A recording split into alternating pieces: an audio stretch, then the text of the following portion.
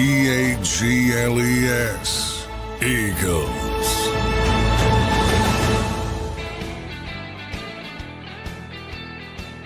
And welcome in, everybody, to a Thursday edition of Birds 365 here on JAKIB Sports. I'm your host, Zander Krause. That's my co-host, Johnny Mac, John McMullen, as we inch closer to Week 14 in the NFL already. Week 14. Johnny Mac, how you doing on this Thursday morning, brother? Doing well. I would not say already. Boy, these extra day weeks, man, they drag. I don't know for me. I don't know, man. I feel like a Mac here. This season is cooking, man. This season is cooking. These extra day, it's like, come on, really? Another Monday game? Let's get this over with. All these primetime games, John, and we got to be one of the worst looking primetime teams. Well, that's funny because we were talking about it yesterday. I mean, if you're looking for pretty football, I don't know where you're going to find it. Obviously, there's better, versions than here, but there's mainly ugly football. Very few. If you're just looking for, there's a couple out there. Speaking of viewership, did you see those crazy numbers on Thanksgiving for the viewership? Yeah. Well, they're getting what they paid for. Yeah, 57 million. I don't know how inflated that number is, but holy inflated as shit. I don't even get me started with that. Nielsen changed their whole way of doing methodology for the NFL. I mean, for the NFL. They did because the NFL woke up one day and said, you know what? We're being undercounted. Meanwhile, everybody else in TV is pissed because all the numbers before are all way down for them, and the NFL numbers are way up because they want to make the one thing that people watch happy. Look, tons of people watch the NFL. I'm not saying anyway, but boy, man, they are in the tank when it comes to credibility.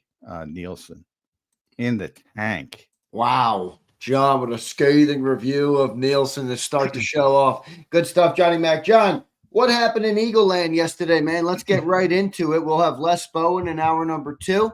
All right. And I want to thank everybody for being here this morning. Don't forget to hit the like button here today. Subscribe to the channel if you're not already, and drop your comments in the chat. John, coordinator day yesterday. Kevin Patulo spoke and responded to the people who were egging his home. Vic Fangio gave some comments out there. Vic, I feel like has Vic has slowed down, man. Yeah, he didn't want to talk about the shitty. He was honest and yeah, he slowed down though in terms of giving you guys a lot of things there in the pressers. At least it seems. Yeah, you tend to go into protection mode after poor performances, and that was a poor performance for Kevin. Obviously, a lot of talk about what happened at his home, but and he just said it's crossing a line, which we all know. It's crossing a line if anybody doesn't know. But there's not much you can do about it at this point other than chalk it up to a bunch of knuckleheads. But as far as fixing the offense, less about that. More questions about Jalen Hurts and his impact on why the offense looks. I'm glad people are waking up to that because we've been talking about that for a long time. I mean, this offense is. I don't see why people can't see how similar it is, no matter who the coordinator has been. I can't. I don't. And I know why. It's because at times they're more successful. So you look at, again, judging results, not anything else. It's been far more successful.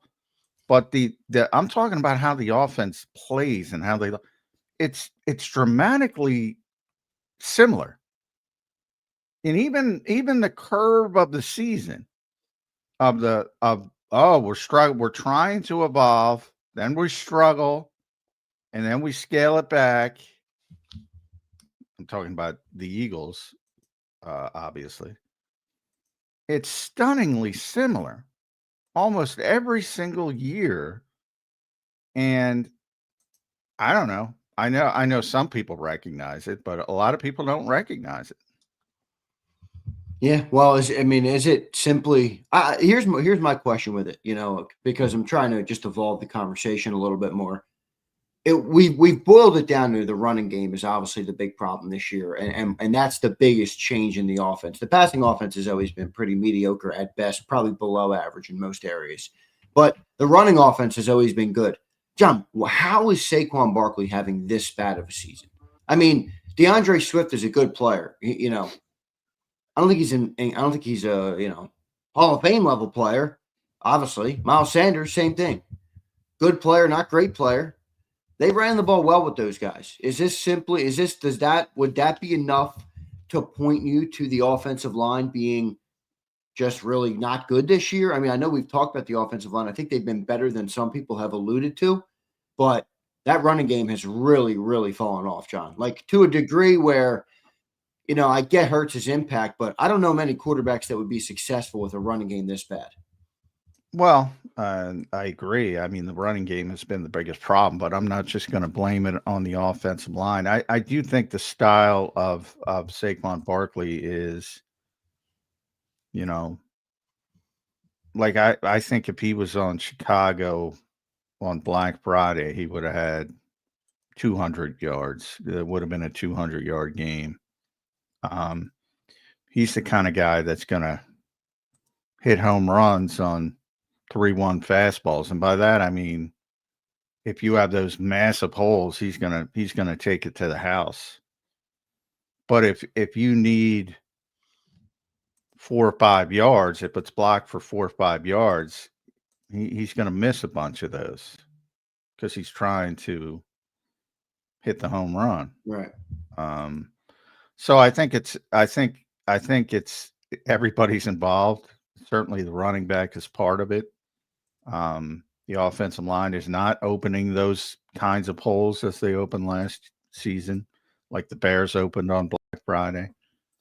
And so you can't just blame it on one or the other. They're both a big part of it. And then the impact of the passing game on the running game is real as well. So it all fits together. It's all coupled together. But yeah, as a whole, I mean, you can't just say, oh, the offensive line isn't what we're used to in Philadelphia, and that's correct, and make the excuse because the splashy splash player who's a superstar and has 17 million commercials is not playing like that. And it keeps going down. I mean, there's 61 guys ranked by Pro Football Focus at running back this year. That means they played enough to be ranked. He's number 52. And they're not grading, negatively because he's losing yardage because somebody missed a block. They're grading him and saying, well, if the block is there for 4 or 5 years, whatever, he's not getting it too often. Not to mention, obviously, the poor pass protection factors into it. The shaky receiving skills factor into it. But, there's more to playing running back than just running the football. But he's not having a good year. I don't care what his name is. He's not having a good year. Neither are the guys up front. No. But everybody's willing to say that. Too many people aren't willing to say Saquon Barkley's not having a good year. Everybody's willing to say, oh, the offensive line stinks.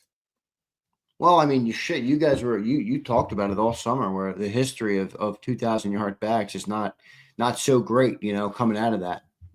Maybe by the way, Derrick Henry, who just whatever he ended up with, is not having a good year either. And he, at least, per his standards, he's 42nd of 62. So, yeah, that factors into it as well. I don't get why the team doesn't switch it up a little bit. And just I'm not saying bench Saquon, but you just saw the Bears run 2 running backs over 125 yards. You don't even have to go to that degree. Why not just have a little bit of a mix up in the running game to try and get Tank Bigsby in there a little bit more? And if it's not Tank Bigsby, forget the name. Will Shipley. I don't really care. Just run somebody else to try and get a change of pace. That's more difficult than, maybe it seems like on the surface, because, you know, the reputation, the demonstrated performance, his status in the game is a part of it. 12 games in, John. 13 games in. 12 games in. Well, like I said, it's easy to say. You're not taking the football away from Saquon Barkley. I don't disagree with that. You know, figure it out. Figure it out. You're not taking the football away from Saquon Barkley. And nor do I advocate that. Same thing with Jalen Hurts, with the Tanner McKee people. No, not even having that discussion. Yeah, barring injury, of course. And then then things open up. But I mean, these guys are not only that demonstrated performance, but they've earned the right to play their way out of a slump. And that's part of it. And, you know, it's easy to split DeAndre Swift and Kyle Monangai. You know, who cares? It's not that easy to split with Jahmyr Gibbs. He's a better player. Well, it is from the standpoint, he is a better player, but it is from the standpoint of, you know, when he came into the league, he came in as a more, you know, part-time player to begin with. That's where he started. That was the thought process in him as a scouting aspect, you know, more of a complimentary player. And that's why they got a lot of crap for drafting him as high as he done. Now he's proven to be much more than that. And there are arguments both ways in Detroit. I've seen those arguments from the people out there. Like, how do you take Gibbs off the field? Yeah, right. Or when he's struggling a little bit, it's, you know, why isn't Montgomery in there? So that kind of stuff has started, but he started at a different level than Saquon, who's always been a bell cow back. I compare Saquon to Derrick Henry, that type of back. You don't see that drastic, you know, that complimentary football with Derrick Henry, because there are guys who are just, and there's fewer of them than they were back in the old days, but there are guys that are just lead backs, you know, Jonathan Taylor in Indianapolis, who a lot of people are having, you know, was early, not now, in the MVP comp, not really in the MVP, but you get my point. Yeah. Javonte Williams has stayed healthy in Dallas. He's the guy. McCaffrey's back and has stayed healthy. He's the guy. Yeah, but these aren't guys coming off 2,500-yard seasons. That's my point here. It's like I think Saquon maybe needs a little bit of a different approach this year, obviously. I mean, you said it's a slump. I mean, I don't know, 12 games? That's well, slump, more to the point, he's earned the right to play his way out of it. But yeah, but he hasn't earned the right. Well, look at who's had more injury issues than McCaffrey. You know, he's coming off. He barely played last year.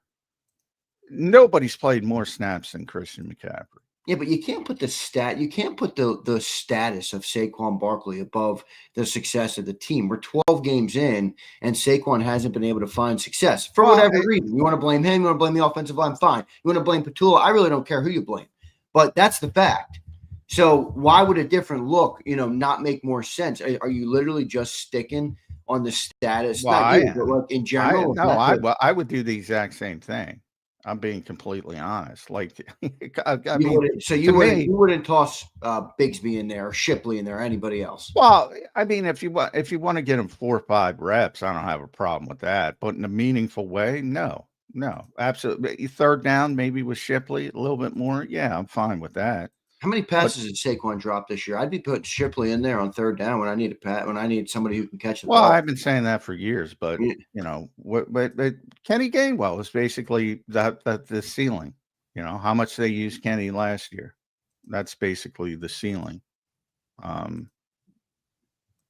I mean, from the standpoint, like I agree with your assessment in a world that, you know, where everything is, you know, structured and vacuum, and these things don't matter, and the names don't matter, but they do.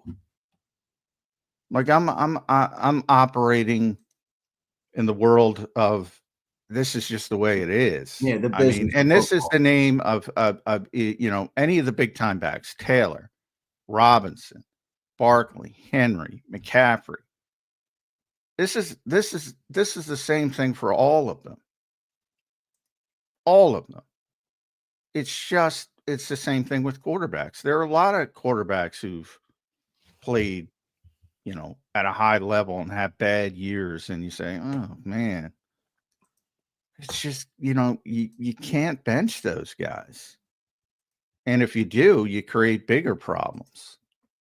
Now I know you're not saying bench him, just do more of a Gibbs Montgomery, do more of a Monungai Swift, but that's like 50-50 almost. Well, certainly with Chicago, not necessarily anymore with Detroit, but certainly with Chicago. And that's just, yeah. I mean, you can't do that. I mean, no offense, but who the F is Tank Bigsby? I know. The other thing here, though, John, is like that. They pride themselves in being like a run first offense, and that's the identity of them and everything. Nothing about their running game looks unique, different, creative. Complex. Nothing about it. Nothing about it looks to me like I watched the Bears game, and I know you pointed out that Swift and Monungai are not elite level backs, certainly not to the degree of the Detroit backs, but I mean, you saw the way that running game worked. Okay, Ben Johnson had so many different looks on that run. The defensive line didn't know what hit him. There were so many different looks in that game that they gave him. They had reverses. They had the whole line pulling this way and DeAndre coming back this way on the touchdown run. I mean, they did everything in that game to mix it up and create. If you're going to be a run-first offense, I mean, shouldn't you be able to adapt and create? I have a hard time believing that we can't run to this degree. I'm sorry. And I know the offensive line's not been good, but look around the league, guys. There's a lot of bad offensive lines. I don't know how many teams are running the ball as poor as we are. Well, I think, two things. I think, obviously that was an outlier. I mean, even though they've run the football well this season, the Bears as a whole, I mean, they generally don't run for 281 yards. Well, they were the number 2 rushing attack. No, they're number 2 in the NFL. But again, that's 150-ish. That's not 281. And it's probably spiked now a little bit because of 281. So they have been running the ball. Ironically, they don't even want to run the ball. They want to be a passing team, but they can't be a passing team. So you have to give Ben a lot of credit. And they're first in EPA and running. So you have to give them a lot of credit for shifting that way. But I mean, the Eagles are coming off the 6th best rushing season in NFL history. Again, to the point of creativity and all that bullshit. What happened last year? Well, you talked about it all year last year. I mean, you had a GM tell you last year this is not only a great offensive line, this is one of the best offensive lines. Well, that's the point. The players are playing at a lesser level. Yeah, but you don't have that. The running scheme, like, to me, we're far enough in. It's like, okay, I know what we got. Right now, we don't have a historic offensive line. Our offensive line, forget what it looked like last year. It ain't coming back. We got to change things up if we want to continue with our run-first approach. Well, is that a crazy thought process? Well, from the standpoint of, again, more of an off-season conversation, but I get what you're saying because, and we should talk about the NFL in season and why it's an off-season conversation. But from the standpoint of this running game has been really effective for a really long time.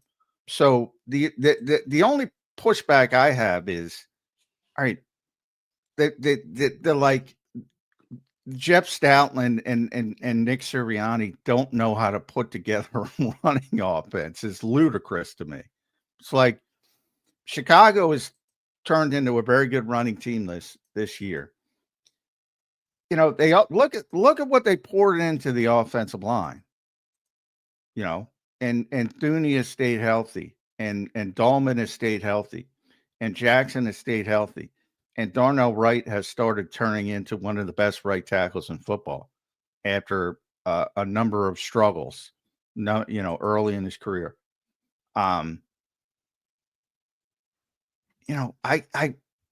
and I'm glad we're talking about Chicago because that's a different team. The impact that people put on coaches in this league is absurd. Like they're the key to it. Like Ben's doing a very good job, but the key to it is Thuney and Wright and Jackson and Dahlman. That's the key to it. The players. I agree with that, but Now the players last year here were off the charts, as you said. One of the best offensive line seasons in NFL history, literally. And this year it's fallen off a cliff. So they've struggled. But to say that, all right, change the scheme because your players are playing like shit. I mean, and at week 14, like do what Ben does. Well, give me Darnell Wright instead of Brett Johnson. Hopefully Lane will be back. But, Lane's going to the Hall of Fame. And, that was a Hall of Fame game by Darnell Wright. It's one game. But that was a Hall of Fame game. So I think it's players first. It's always players first. I say that constantly, good, bad, indifferent. It's always players first. But the assumption, and Stoutland's a good example of this, and now people are starting to creep into that level, which I give them credit for, to be honest, because there's some guys above reproach. Vic and Jeff. Vic is still above reproach, and now people are starting to question Jeff, which I don't have a problem with.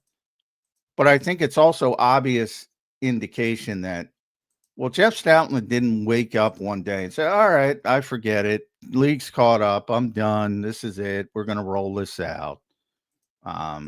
Still a good coach. Yeah, I mean, but isn't evolving a thing? I mean, you know what I mean? Like coming into each year. I mean, you can't just take, okay, well, it worked in 24. Let's just. Well, it worked in 21. It worked in 22. It worked in 23. It worked in 24. It worked in 20. It worked even when didn't work in 20 because they had so many injuries. It worked in 9. I mean, they've been a good running team forever. So then the offense, the running game with different running backs, different, different coaches. I mean, Super Bowl 52, think about it. It was a different style with getting Jay Ajayi late and LeGarrette Blount and everybody else, and even Corey Clement being effective. You didn't have the superstar running back, but they've been effective running the ball forever.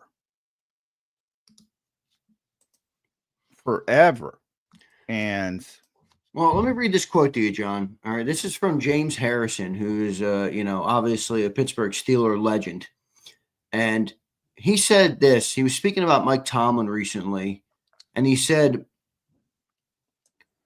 a good coach gets you to play to your potential. And right now, the players we have on that team I have seen play, they're not playing up to your potential.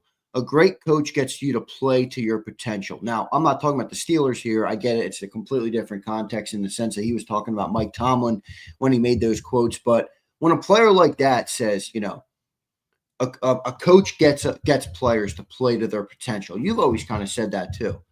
But it doesn't feel like any of our players are playing to their potential this year. I mean, is that is that simply to you on the players, or is there some degree of coaching, whether it's offensive line, it's running backs, it's wide receiver coach? I don't know who Aaron Moorhead has done well with outside. I mean, A.J. Brown and Devontae Smith are a finished product. The quarterback coach, I think we got to start talking a little bit about Scott Loeffler. I mean, all these. You see that Bowling Green tape? Come on. Well, I'm saying the quarterback, who's been in a slump the last couple of weeks, there's a quarterback coach. What are these coaches doing to get the players on this team to play to their potential? I'm not of the belief that this is who the Eagles are from a talent standpoint. I believe they're capable of a lot more. Well, I believe they're a descending team on offense. And I believe the talent, again, does not stay in the stasis. I believe people are looking at them at the height of their and then, it's almost like nostalgia. All right, this is what Saquon Barkley is in perpetuity. This is what Jalen Hurts is in perpetuity, Super Bowl MVP at the ceiling this is what they are in perpetuity, and that's not real life. You know, in more, you know, there's everybody has up and down seasons. You know, the good players recover and make adjustments and go in a positive direction, but it's never a straight line. You never reach the ceiling and just stay there. And there's been a lot of dissent in the play. Probably most notably with Saquon, as far as the superstars, but also, you know, even AJ, while still playing at a high level compared to his peers, it's much lower than where he was at his height. Dallas still playing at a solid level, but well down from his height. Jordan Mailata, who was, you know, could never live up to last season, is not playing as well. Lane Johnson, when he was healthy, was not playing as well. You talked about Landon and Cam. They're way down. I mean, I really believe a lot of people have that in their head, the nostalgia of it. All right, this is what this player is. Right. And if he doesn't continue to be that player, then it's Jeff Stoutland's fault or Aaron Moorhead's fault, or because it's easier to blame Jason Michael than it is to blame their favorite players. But the goal of, and I'll tweak it a little bit. What I say, and James is correct, and Pittsburgh's going through a different thing because coaches do have shelf lives, and it seems like people have stopped listening to Mike Tomlin. He's still a very good coach, but people have shelf lives, and that's just reality of you know, when you say the same thing over and over again, people tend to tune it out. But for here, I think, you know,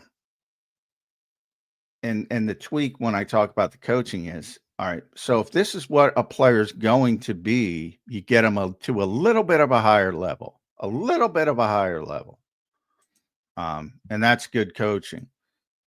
And you've seen, you know, Jeff Stoutland help Landon Dickerson get to be one of the best guards in football. Cam Jurgens, pretty seamless before the injuries, taking over for a Hall of Fame player. Lane Johnson is a Hall of Fame player. Jordan Mailata, what an amazing story, you know. But it doesn't stay there. It's not a straight line. And you're seeing that in real time, unfortunately. But, you know, some of these holes in Saquon's games have always been there. But you're willing to overlook them. All right, he's not the best in pass protection. He drops the football occasionally, but he's got 2,005 yards. Yeah, I get it. You know, some of those same issues existed last year. Just feels like we're at the extreme here of like, you know, all right, you want to tell me Saquon's not the same guy? All right, that's fine. But like this bad? I mean, he can't. It seems like he can't buy a yard, literally. Offensive line seems like they can't block a damn traffic cone sometimes. Have they gotten this bad? I mean, well, do you no, think I think they're you know, they're 8-4. You know, they're still whatever, the third seed in the NFC, I believe, right now. They're still in a position to make the playoffs. They're still in a position to, you know, try to right the ship in a year where there are no dominant teams. Yeah, I mean, that's the result. I get it. Everybody's going to be happy about the result with all the wins, but the process is clearly not. You know, it's not clicking. Well, I mean, we called it. You know, if they were like blown out 40-7, like people go back to 2023 when San Francisco stole their soul, basically. Those types of games. You haven't seen those types of games. Now you can point to individual, like they got blown off the football from a physical standpoint by Chicago, which is, you know, a little bit embarrassing, and hopefully, you know, they respond to it. And we'll see how they respond to it. and maybe it will go negatively. I'm not saying it's not possible, but you haven't seen these. Again, we talked about if Jalen Hurts doesn't fumble the football and they go in and win, they're probably going to win that game. Yeah, I would agree. Chicago wasn't taking advantage. They're not getting blown off the field by these teams like San Francisco just destroyed them in 23. So I I'm not saying it can't go bad and continue to go bad, but I would not be surprised at all if they beat the Chargers, who are, having, and Justin Herbert, by all indications, is going to try and play. But you saw what I mean. The guy's got pins and screws, and he's going to get back in 1 week, and yeah, it's a good situation. And by the way, I think it's good for the Eagles to be on the road because everybody's so over the top, and if they start to struggle offensively, you're going to get the boo birds out. And, oh yeah. And I think it's good for them to be on the road because their fans are still going to take over that stadium. A lot of them are going to be from the West Coast and just thrilled to see them, as opposed to immediately starting to boo them. Yeah, they'll probably be booing them too out there. Well, a little bit more is what I'm saying. But, so I think it's good that they're on the road. They're facing a wounded team. Sometimes a wounded team is dangerous, but who knows how it shakes out. I'd rather. All right, let's wrap up this segment, John, on the run game. I want you to give me in order, the problems with the running game. Number one is what?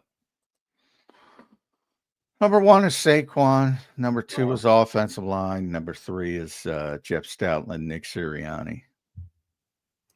Saquon, O-line, 3. I'll just put like coaching. All right. Fair enough. Good stuff there. Appreciate everybody for being here this morning. I got some good topics as well to get into. It's time to talk about this NFC East, everybody. It's interesting right now. Josh B. What's up, Josh? I'll get to 2 super chats and then we'll continue rolling. Josh says, this is why some of us have problems with coaching. Nick Sirianni this week says we use players to their strength and then can't block a terra. 12 reps, 10 of them blocks. Players first, but screw this scheme. Well, they don't have a backup tight end, so that's part of the problem. But I mean, I don't know. There's a lot of empty words coming from Nick Sirianni. I'm not going to disagree with you there. I wouldn't put like. I mean, but you have to play 12 personnel. Now you don't have to play it as much as the Eagles play it, but everybody plays 12 personnel. It's not like it's unique. And their backup tight end, and that's really a Howie Roseman problem.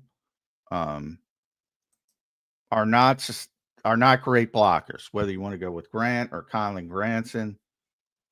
The best blocker they have at tight end is probably E.J. Jenkins, who's on the practice squad. Yeah. Maybe our Harrison Bryant super fan in the summer, JD3, was right all along. Could that guy block? No, he's not having a good year, but he's probably better than these guys. I will say that. Latu, some people mentioning Latu. Yeah, well, they moved him to fullback, and I don't know. They seemed hesitant to use him at tight end as he learns that position. But yeah, I would have pulled that trigger because at least he can give a better effort than them.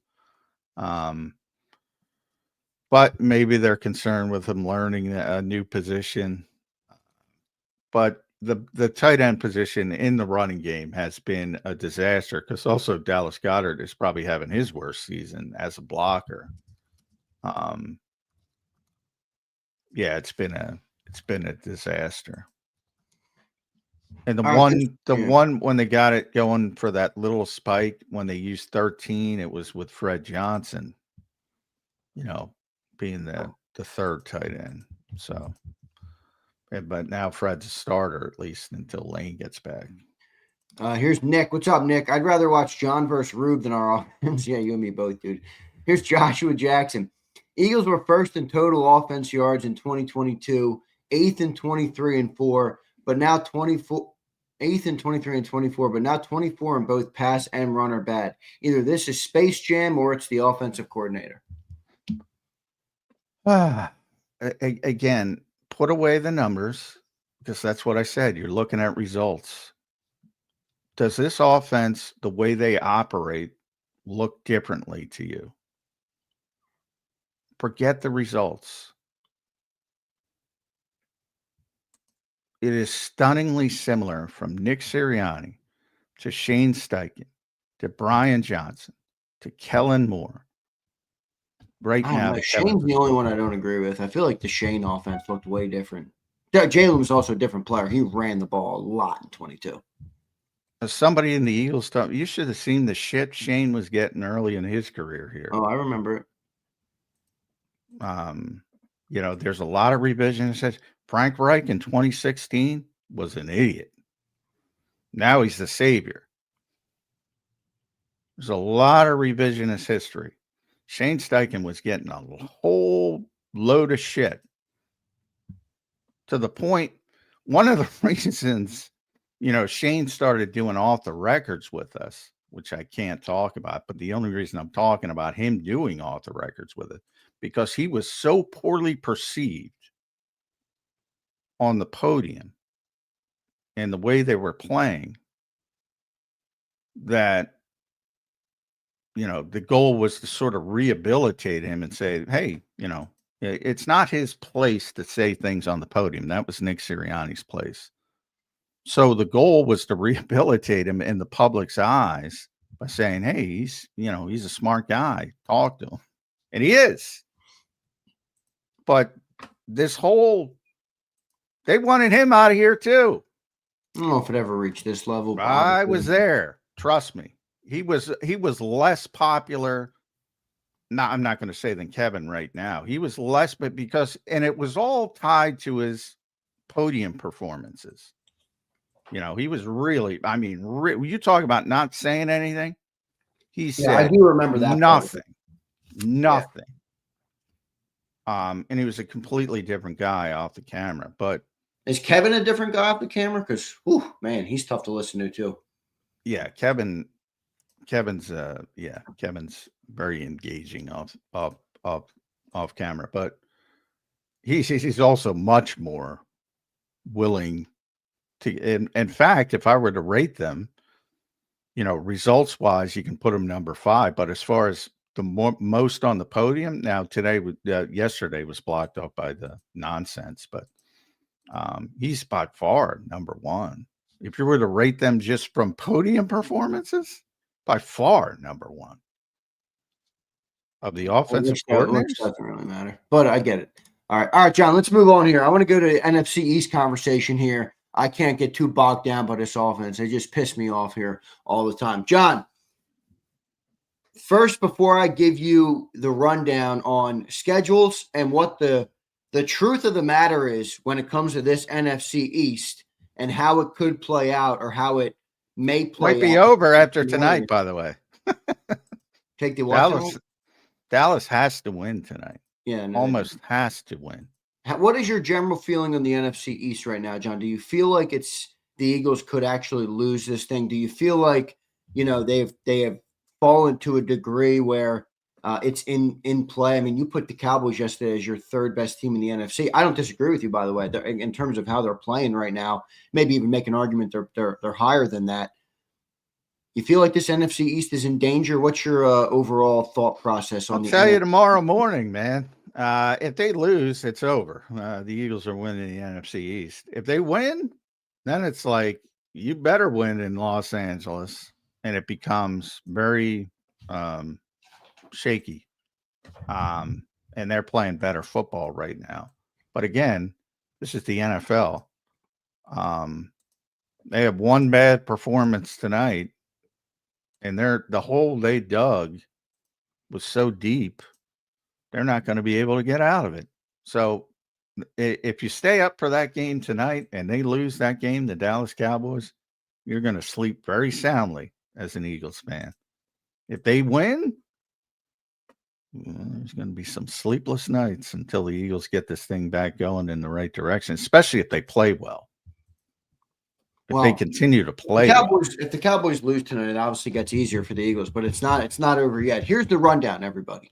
The Cowboys' remaining schedule is this: tonight, Cowboys versus Lions. Then next week, they have the Minnesota Vikings. I would put that in the win column for the Cowboys, no matter what quarterback is playing for the Vikings. Then they have the Chargers, the team that the Eagles are playing. Okay, they have the Chargers in Week 16. Then they finish it out with the Commanders and the Giants in Week 18. So Commanders Week 17, Giants Week 18. I'm just going to go ahead and give the Cowboys 3 wins here. Now, maybe that's unfair. It doesn't guarantee they're going to win them, obviously. 2 of them are divisional games. But Giants in Week 18, Vikings in Week 15, and I'll just say the Commanders in Week 17. Between the Chargers and the Lions, let's say the Cowboys split. Do you think that's fair, John? They split those games? Well, I think they have to win out. Well, I'm going to walk you through it. They don't have to. Well, I'm not literally. I'm saying for them to win the division, I think they have to win out. Because so basically, if they don't win out, they lose one of the last 5, though. They'd be 10-6-1. The Eagles, if they go 2-3 in the last 5, will be. Well, that's the point. The 10-7. Eagles have to go 3-2, and they have to win out. So that's their best path. Eagles lose 2, they win them all. That's their best path. Now, could it happen? Sure, they can lose to anybody. But the bottom line is, the Eagles have Las Vegas and Washington twice, and then a banged up Chargers team, and then Buffalo, whatever Buffalo looks like. And they got Darius Slay, by the way. Whatever Buffalo looks like, that might be a tough game. But if the Eagles lose 3 of those 5, yeah, it's a disaster. They can't lose 3 of those. They can't lose 3 of those games. If they lose 3 of those games, I think they'll lose the division and get bounced in the playoffs. Well, they deserve to. Yeah, I mean, at that point, you're not playing well. You're losing to bad teams at some point. So yeah, you got to take care of business. But I think the whole Dallas Doug is so deep that they have to be essentially perfect the rest of the way. And if the Eagles, I could see the Eagles going 3-2. Well, if they lose Monday night, it's going to be trouble. Well, I could see them losing to the, and I get people want to split with Washington, and it depends, is Jaden Daniels playing? Is Marcus Mariota playing? He's playing a little better right now, isn't he? He is, but I'll take my chances with Marcus Mariota. I'm going to go ahead and say we're going to split to the Commanders, John. We've split with the Giants. Well, if you split against Marcus, again, you deserve to lose.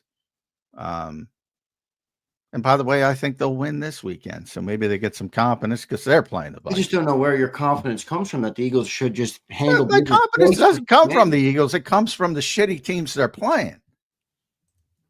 That's a bad football team. And stop the 2-11 New York Giants for beating the shit out of the Eagles one week. Well, of course. Anybody can beat anybody in the NFL. Except Tennessee and J.J. McCarthy and Max Brosmer. Probably the only guarantee win for the Cowboys.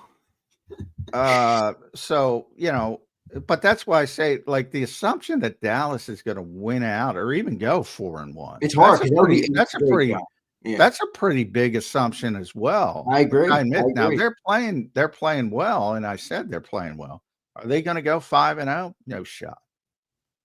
But I think they have to win this division. Well, if they go 5-0, they might lose tonight. If they go 5-0 and the Eagles go 3-2, guess what? Eagles fans, I'll be sitting on the couch with you watching the playoffs. That's how it'll go. So the Eagles I think it's a must-win game on Monday because even if the Cowboys lose tonight, which, by the way, I don't think they're gonna. It looks that Lions team is banged up, dude. They're still favored. Are they really? A place to play. I believe so. Let me double check that. I don't know if Amon-Ra's playing now. That's the big question for me. If he's out and they got no Laporta, I think Goff is going to just struggle. Well, yeah. And I think they listed him as questionable. I believe. Yeah. Lions are favored by 3. Well, it's about a push. I mean, it's a home game for them, so it's I think you get 3. I'm not sure how the betting markets work. I'm pretty sure that's what it is. That you get Yeah, it's 3 good, for basically. yeah. But basically that's how they do it, which tells you how badly the Lions are struggling. And yeah, if they don't have St. Brown, they're not going to win that game. And he might not play. So, I mean, but again, Dallas has played very well recently. They still give up a lot of points. A lot of yardage, better than what they were. And obviously, they can throw the ball. And Pickens is having the year he's having. Javonte Williams is having the year he's having. CeeDee Lamb actually catches the ball against everybody but the Eagles. Mm. I think this is one of Dak's best years too. I think he's a more mature quarterback. Line of scrimmage. They're a very good offensive team. Oh yeah, Dallas. Yeah, I agree with that for sure. One of the few very good offensive teams.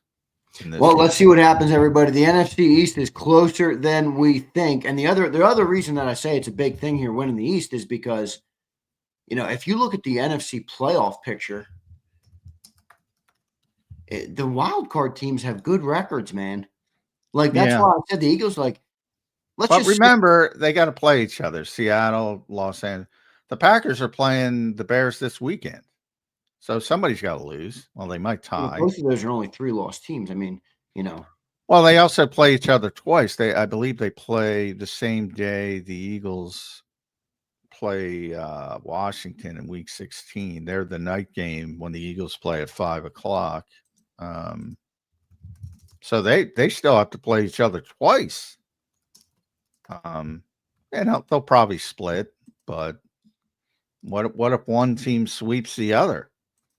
That's 2 big L's right there, knocking them down.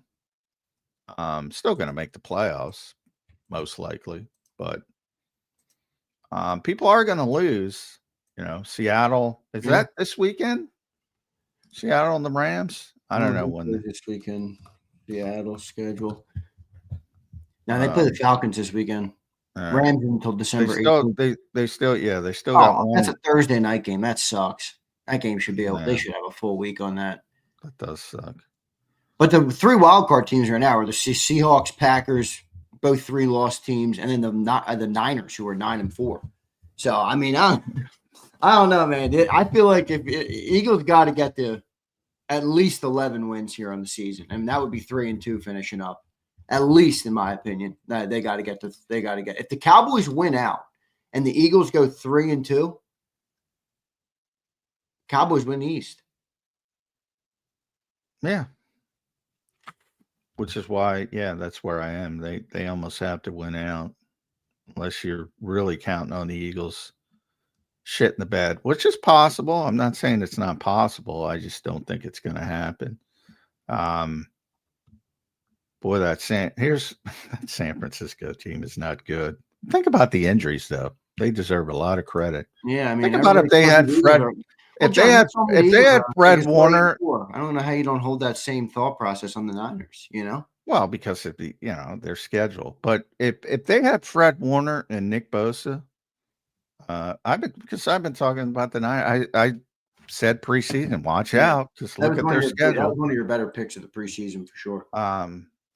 Imagine if they had Fred and Nick Bosa. They'd be. And then they fail in the playoffs because they're not really that good as they look on paper. But here's what I'll say about the 49ers and closed circuit to every team looking for a quarterback. Just go sign Mac Jones. That's how none of these guys can develop quarterbacks. Just watch the backup in San Francisco and go steal him. Because Kyle's going to develop him the right way. Well, that's worked out for a lot of teams in the past who have went down that road. I wonder what the Niners are even thinking on Mac Jones right now. But, you're right. I agree with that. Let's see. You think Mac Jones could land with Minnesota? What do you think Minnesota's going to do? They're gonna sign a quarterback. Are they going to fire the GM there? They just gave him an extension. I think they have to wait one more year, but I would. I just want to know whose idea it was. And I love that guy. I've met him a number of times. It's his idea. I know that. It was his idea on McCarthy, yeah. not O'Connell's. Yeah. I don't know. I think I feel like it was O'Connell too. And O'Connell loves that he's like called the quarterback whisperer. Well, of course, he's losing that. I mean, not only it's one that. I think JJ McCarthy's the problem there is the player, not the coach. Well, the problem there is the player, but I first of all, I like Kwesi personally. I think he's a really good dude. His draft history has been a disaster. He drafted Lewis Seen in the first round, traded down. He's trying. He's a very new age GM, so he's trying to do the whole volume thing. He's trying to do the whole value thing. That's why he's like, no, I don't want Sam Darnold. I don't want Daniel Jones. I want a quarterback on a rookie contract. He's trying to do all the tropes. And you like I always say, if you find a quarterback in this league, I don't care how you find them, you hold on to them like grim death. That's why I'm not benching Jalen Hurts. That's ridiculous. It is hard to find a quarterback in this league that can play at an acceptable level year after year after year after year. And if you get one, you freaking pay him and you be happy doing it. And you figure out the rest. Because, and there's never been a better example in the history of the football than Minnesota this year. They went from 14 wins to the worst offense in the NFL with Kevin O'Connell and Justin Jefferson and Jordan Addison and TJ Hawkinson and spending $150 million on their offensive line and Aaron Jones and everybody else. And they have the worst offense in football because one guy is an abject disaster. And you had Sam Darnold in that building. And you had Daniel Jones in that building. And Aaron Rodgers wanted to come to that building. And you said, no, no, no. And if Kwesi's listening, and I hope he is because I love him, that is literally the worst personnel evaluation, and I'm old, I have ever seen in the NFL. Crazy from that point. John, real quick, just a point on quarterbacks, because I saw this the other day, and it made me it made me question. I don't know if I agree with it or not, but it did make me question. This guy puts up on X, John Frisella, his name is. Does good quarterback play even matter in the NFL anymore? Oh, my God. You only know it when you see bad quarterback play. I know, but there is some examples where it's interesting. Caleb Williams, 24th in passer rating. Bears have the best record in the NFC.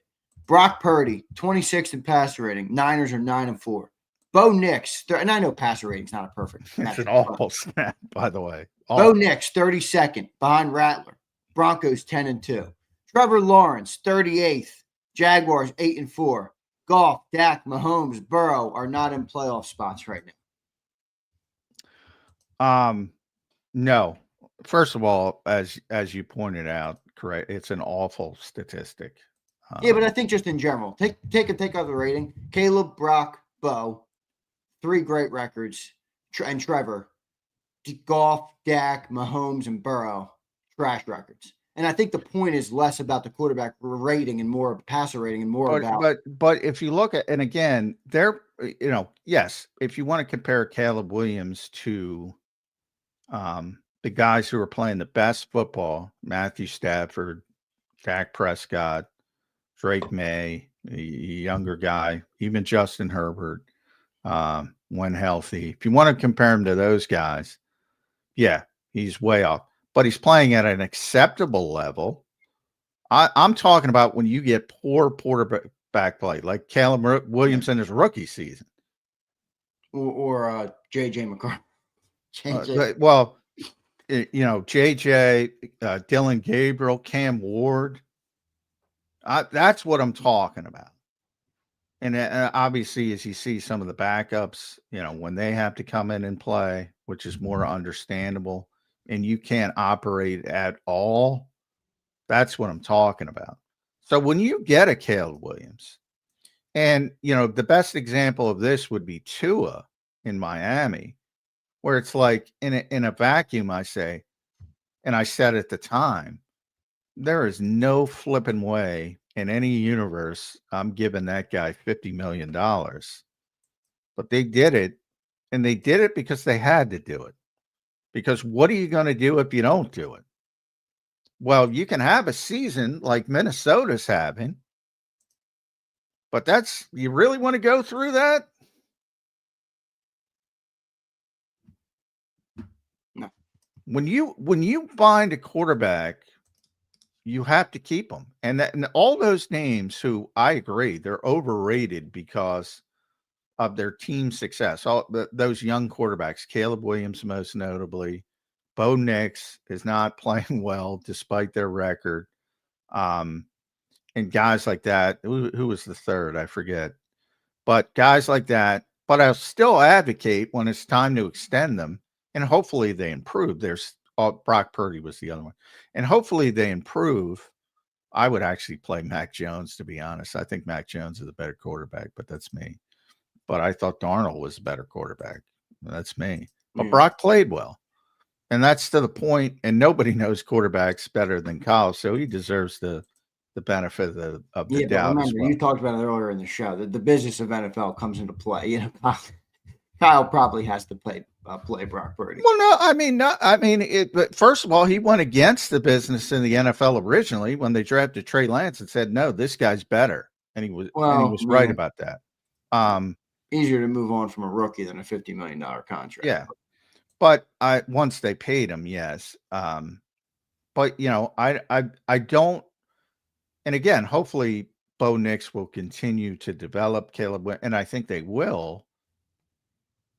But right now, they don't look like $50 million quarterbacks, and it'll be even more when it's time for their extensions. But I also understand why you have to extend them, because they're playing well enough to, you can say, well, you don't want to be on the other side of the fence.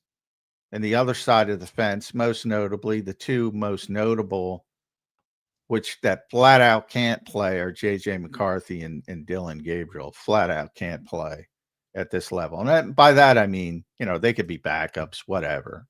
They belong in the league, but I hope people understand what I'm saying. I don't have much confidence in them developing into anything more than probably poor backup quarterbacks, to be honest. Not even good backup quarterbacks. And Cam Ward is probably, he's got he's definitely got a higher ceiling. But he's a disaster too. You want to really go through that? No. Sometimes you have to, but when you don't have to, and that's why I think Kwesi should be, I don't like to advocate for anybody being fired, but you're just not succeeding at your job. When you're letting guys go in the building that are significantly better. And yeah, I've been told flat out that O'Connell wanted Darnold back. So, and you're right to be cynical about that because things have gone off the rails. So everybody's trying to protect themselves and everybody wants, well, this is the guy. So I'm not saying you can take that, but I got that information from somebody who has no absolute, no dog in the fight. So that's the belief around the league. Yeah, fair enough. All right, good stuff there, Johnny Mac. John, I want to bring you to a comment that was made, I think, on Monday night by Jordan Mailata. I'll tell you right now, this is nowhere near close to 23, Mailata said. Let's nip that in the bud right there. At least as a player in the locker room that was a part of the 23 team and a part of this team, it's nowhere near. So, well, I agree with nowhere near. John, they started 4-0 in September. which I don't know what people think of September. A lot of people, Cilio calls it the liar's month. I kind of agree with him. So, it's a lot of bullshit football in September. They're 4-4 since then, John. Football now. It's true. I agree with Jordan in theory, but I was with Jordan during the collapse, and he was saying different things. Oh, we'll figure it out. So you always take a grain of salt with players. They're gonna spin things as positively as possible. I just happen to agree with him. I don't see the same potential for collapse as I saw back then. I mean, the offense has struggled the whole season. So it's not like it's new. And the defense is better than that defense. Although, they keep having a couple more games like this, like the Chicago game, and all of a sudden they're way down at the bottom of the total yardage stats. I think they're 25th now. But I think as a group, they're a much better group than the 2023 defense. And Vic is obviously a better coach. So, yeah, I agree with Jordan. I don't see the same setup, but they got to prove it. And again, you haven't seen that game where San Francisco just, as I said, stole their soul. That game has not envisioned closest from a physical standpoint. You could argue Chicago did that, but they could have won the game. I know, but think about how many opportunities Chicago left on that board. I mean, they missed the one touchdown pass to Zacchaeus. They missed another one to I forget who it was. They should have been. They should have been ahead by 3 scores. No doubt about it. And maybe it's a different. Game. But that's part of it as well. I don't know why Ben did what he did in the second quarter. Like everybody, I guarantee you, if they lost that game, because Chicago's a pretty tough town, they would have been all over him for that handling of the second quarter. Yeah, I agree. So, that's how quick it changes for coaches. If he loses that game, he's getting a boatload of shit. It's crazy, man. It truly is a game of inches. I mean, even just thinking of like that Cowboys fumble on Thanksgiving that Cavante Turpin recovered. Like if that fumble gets recovered by the Chiefs, whole different outcome that we're talking about here. So it's interesting how small the margin is for things. John, here's the other thing though that I guess would bring me some concern. I don't know how you feel about this. It's kind of consistent with your messaging, but Nick Sirianni and the team, they don't seem to feel like anything needs to be done to fix the problems on the team. I mean, if you listen to the Hard Knocks yesterday, and again, Hard Knocks isn't a perfect thing to do, but you did hear some of Brandon Graham and Nick Sirianni talking, and BG's like, soon, man, this running game's going to get going soon. It's going to get going soon. One of these games, it's going to pop. And I'm like, I don't know if that's a good philosophy. And then Nick Sirianni, same thing. Doesn't feel like he thinks anything needs to change.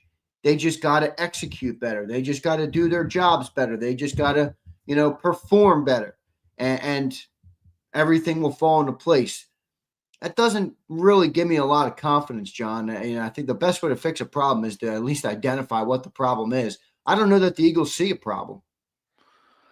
I think they see a problem. I think that's the disconnect. One thing I've learned from covering the NFL as long as I have is I have never met. There's grumpy dudes like Parcells and Vic to use more currently. There's old school tough guys like that. Still a tough guys league. But one thing I've learned, you cannot be in the NFL by being a pessimist. These guys are relentlessly optimistic, because they when they lose a game like they lost on Black Friday and the whole city's burning down for, obviously figuratively, but people are losing their minds. You can't operate like that. You got to go to work the next day and you got to try to fix it. So you can't just be mired in your own misery. So one thing I've learned over the years is these guys, and it really shows up with the really bad teams. Think about it from that standpoint. If you're Tennessee and you're one in whatever, those guys got to go to work the next day and get through the season and try to do different things. You have different goals at that point. You're trying to improve. You're trying to evaluate. You're trying to say who wants to be a part of this, who's got a winning mindset, these guys are relentlessly optimistic. So for people who are looking for, the negative, you're probably not going to find it certainly with the coaches. Occasionally you'll find it with players. Well, I don't think it's about the negative. For me, it's more about is the process that they're committed to right now a successful line of thinking, or does it require some evolution and change? And I don't know if they're looking for that change. No, well, if you go all the way back to the flower comments, which Nick got a lot of shit about. Wow. Actually, you're pulling out the 21 flower comment. All right. Yeah. If you go all the way back to that, because that was the startup, and that went over, and I remember writing about it at the time, like everybody was laughing at him and everybody was saying, who's this guy? Fire this guy. And that went over like gangbusters in the locker room, the speech that he gave. And you'll see him, and he said it many times in the ensuing years. There's certain things that your core philosophy as a coach you believe in, no matter what, and you never change through good times and bad. And that's the process. So now he says tough detail together. He's probably said it this week. He'll probably say it today. Your core stuff doesn't change, because you're going to go through shit years if you're around. If you're lucky enough to be around, you're going to go through bad years as a coach. And if you believe and you've seen this succeed, you don't change. You don't go off it. And I did hear him on his WIP interview talk about his consistency. Like, the players want consistency. They don't want a lunatic, who does one thing one week because he played poorly and does another thing the next week. So that's the one thing I think the biggest disconnect between fans, and I used to be that way. I'm like, how are these guys so freaking optimistic? This is a disaster. I've been around bad teams. They all are, because you have to be. Makes sense. It's the only way forward. When especially when you're struggling, in a lot of ways, handling success, which is what they're doing or trying to do, is even more difficult, because there you do have to be honest with yourself and say, all right, well, they figured us out, or it's not as easy this year, and you do have to shift some things and evolve and adjust. But that's the part where I also disagree with people. There have been far more adjustments this year than there were in past years, partially because they have to. And, under center was the most notable one, and everybody talked about it for a couple of weeks and went away. And they'll make other tweaks. Some you'll notice, some you won't notice.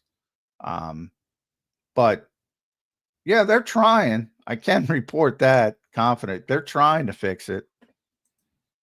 And to me, it starts with third down.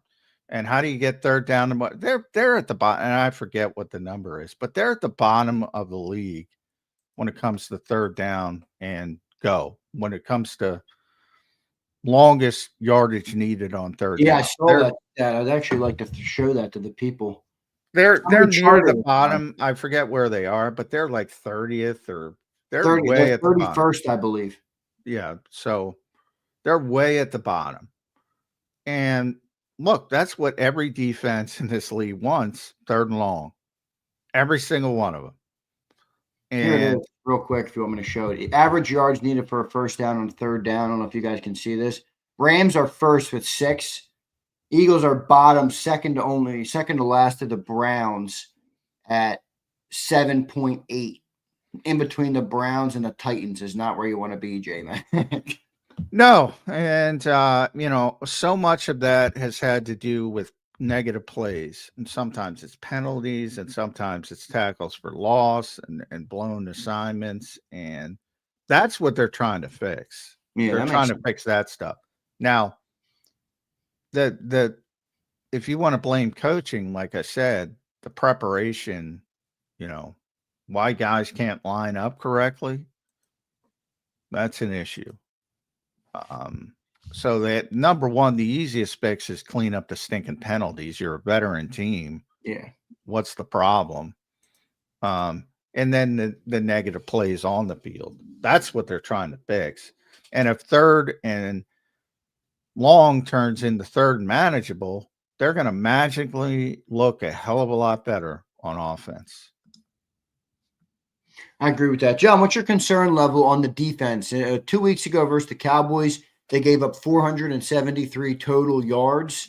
And then a week ago versus the Bears, they gave up 425 total yards.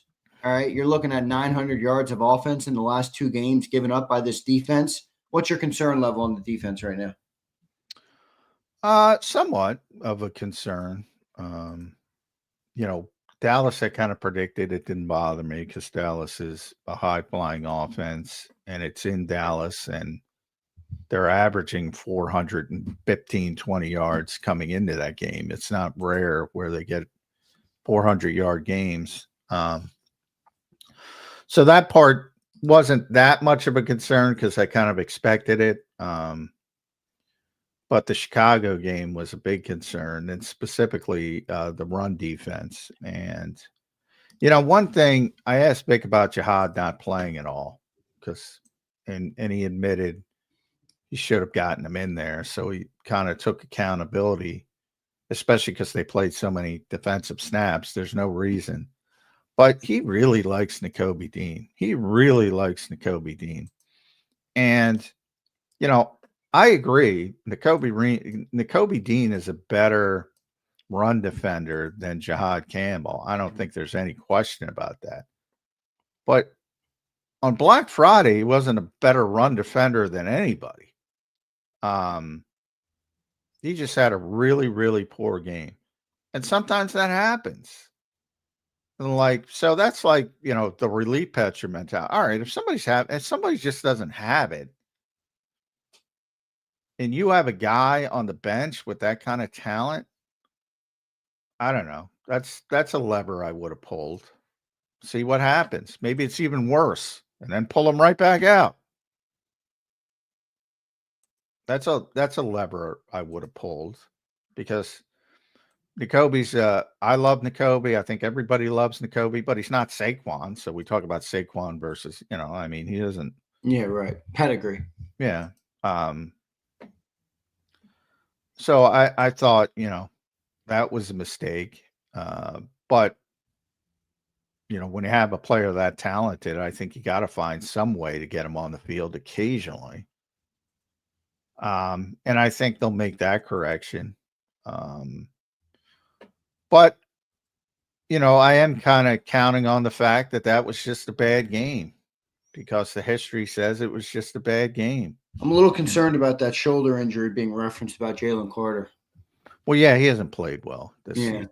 And Yeah, I mean, especially now from what was expected. Vic admitted to it. Yeah, he's got a shoulder problem. I mean, yeah, well, that's been going on for a while. I know, all but of a sudden is it getting worse, 13, 14 weeks into the season, and now he's, largely being unproductive on the defensive line. I mean, he got thrown around. I've never seen Jaylen Carter get thrown around. He did.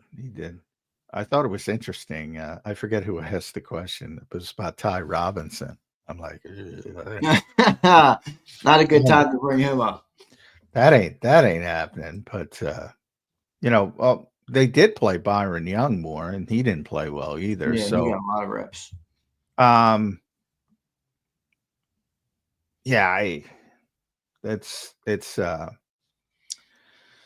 Jaylen Carter's got to play well for this defense, and he was playing better, and it seemed like the shoulder was calming down.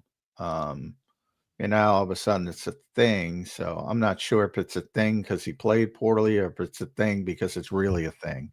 If you get my drift. I just think he didn't play well. And hopefully that corrects itself. If it doesn't, and he's been a disappointment this year. There's another guy I think people want to protect because of and I was in that category. I remember when we were doing our top 25, Ed and I said, this guy might be number one next year. Well, and that's another thing for the people who say, I never say I'm wrong. Well, I was wrong because he ain't going to be number one. He has not played well this season. Now, there are games where he's played a hell of a lot better, but I got to look him up where he is. Let's see. So there are, because that is a rotational position, there are 129 players ranked interior defensive linemen by PFF. Jaylen Carter is number 55. Low, man, for Carter. He was For probably him. Yeah. Last year he was what? And I was expecting last year he was 18th. And I was expecting him to jump into the top 10 and maybe top 5. Same. And yeah, he has not had a good year.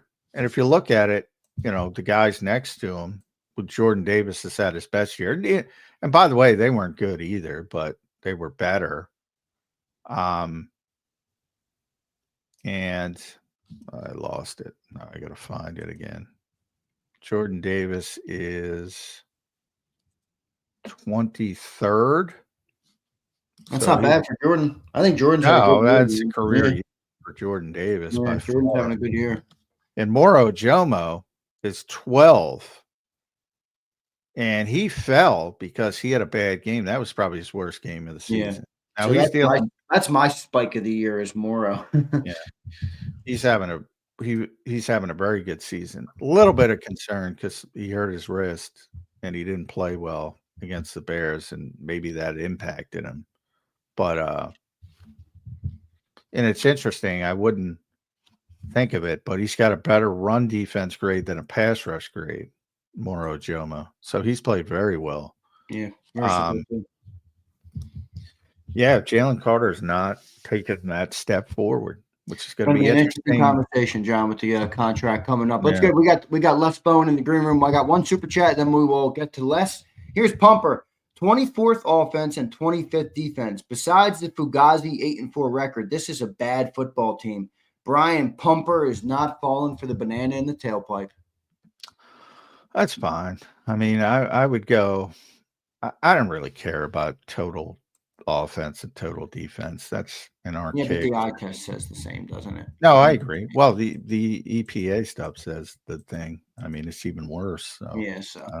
One more. Joshua says, J-Mac, what are the signs of a bad offensive coordinator, if not results? It's a fair question. No, I have no problem judging on results. I just have a problem with people thinking they know what the hell the play call is or what it's designed to accomplish. Everybody judges results. We all judge. I judge results. I'm just saying. I've been around this league for too long because I'm old. And Les is going to come on. I don't want to say Les is much younger at heart than me, but he's been around this league for a long time as well. And we don't know what the freaking play call is. Yeah. I'm talking about judging play calls is not possible without a ton. Now, sometimes we get that context and sometimes we can ask the questions and we know what went wrong. But, as I call it, these screenshot scouting. Well, Dallas Goedert is wide open. He's not part of the progression. Well, the first progression was there on that play. I'm not. Yeah, I wasn't. I mean, he was there. Jalen made the right read, but that part, but that happens every week. and for years. And it might even be, in that case, I shouldn't say he was part of the progression. He would have been 2 or 3, depending on who you believe. But there are times when somebody's on the opposite end of the field and they're wide open. And part of the reason they're wide open is because defensive players know how to play defense and they know what's going on. And they sort of lean the other way. Fair enough. John, let's get to Les Bowen. Here's joining us right here on Birds 365. You can follow him at Les Bowen. Les, welcome to the show, man. How you doing on this Thursday morning in Eagle Land? Doing great, guys. How are you? I am doing well, Les. Good to see you, buddy. It's been an interesting week, as it always is, around the Philadelphia Eagles. Some egg tossing to the offensive coordinator. A lot of talk about potential collapse because I think everybody has that nightmarish feeling of 2023. I guess we'll start there. Do you think this team is capable of that level of collapse, or do you see some differences? Well, there are definitely differences. I believe, and I think most people believe, that the 2023 thing happened because the defense just didn't have the horses. And they'd been to the Super Bowl, almost won the Super Bowl the year before. They got out to a 10-1 start, largely through smoke and mirrors and playing the right teams at the right times. And then it became quickly apparent they just got smoked by Dallas and San Francisco, who were really good that year. And I think a realization dawned in the locker room that we're not going to get back. It's not here. And from that moment, things just kind of snowballed on them. The offense, I think Jalen Hurts started trying to score 8 points every possession because he didn't think the defense could stop anybody, and he started turning the ball over. And, there off we went. The defense is not in that situation this year. There are some concerns, but it's a much better group, a much more talented group, particularly the defensive backfield. I just don't see why.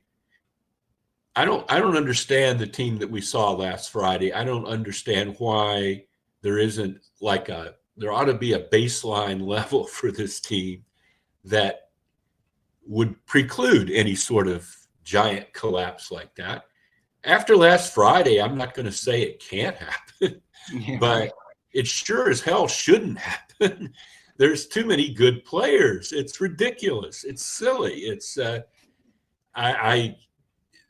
it will go down as one of the worst coaching jobs of all time if this team does collapse. I can tell you that because they don't have. I know you were talking about Jaylen Carter right before I came on. He has a shoulder injury. They have some other guys that are banged up, and they're missing Lane Johnson, but they don't have nearly enough injuries to excuse the level that they've sunk to in terms of their overall play. They are not playing up to their potential at all. Les, Now, I offensively, sorry, Zander. Offensively, I do want to talk about the defense, but since everybody wants to talk about the offense, I am at the point, Les, where I think you're watching a bunch of descending players, along with some of the coaching issues, which I think everybody wants to default to. And as you know, this league moves quickly, so you don't stay in that certain. I think everybody has almost. I described it earlier as a nostalgia feeling, like Jalen Hurts becomes Super Bowl MVP, and he's Super Bowl MVP moving forward. And it's a break. Saquon Barkley is the perfect example, coming off one of the best rushing seasons in NFL history. I don't know why. He says he's fine, but he doesn't look fine. He doesn't look like the same guy. A.J. Brown's still playing at a high level, but not quite as high as he was. Right. The entire offensive line had a historic season. Jordan Mailata hasn't been as good. Lane, when he was healthy, not quite as good. Landon, Cam, injury-related, pretty significant decline. Dallas Goedert, I think, has had his worst season, especially as a blocker. I think you see a bunch of declining players, Les. I think you see some, but I just don't understand. I mean, Jordan Mailata, he's not a declining player. What the hell's going based on? off his height last year, still very good, still top 5 left tackle in the NFL. But last year he was just phenomenal.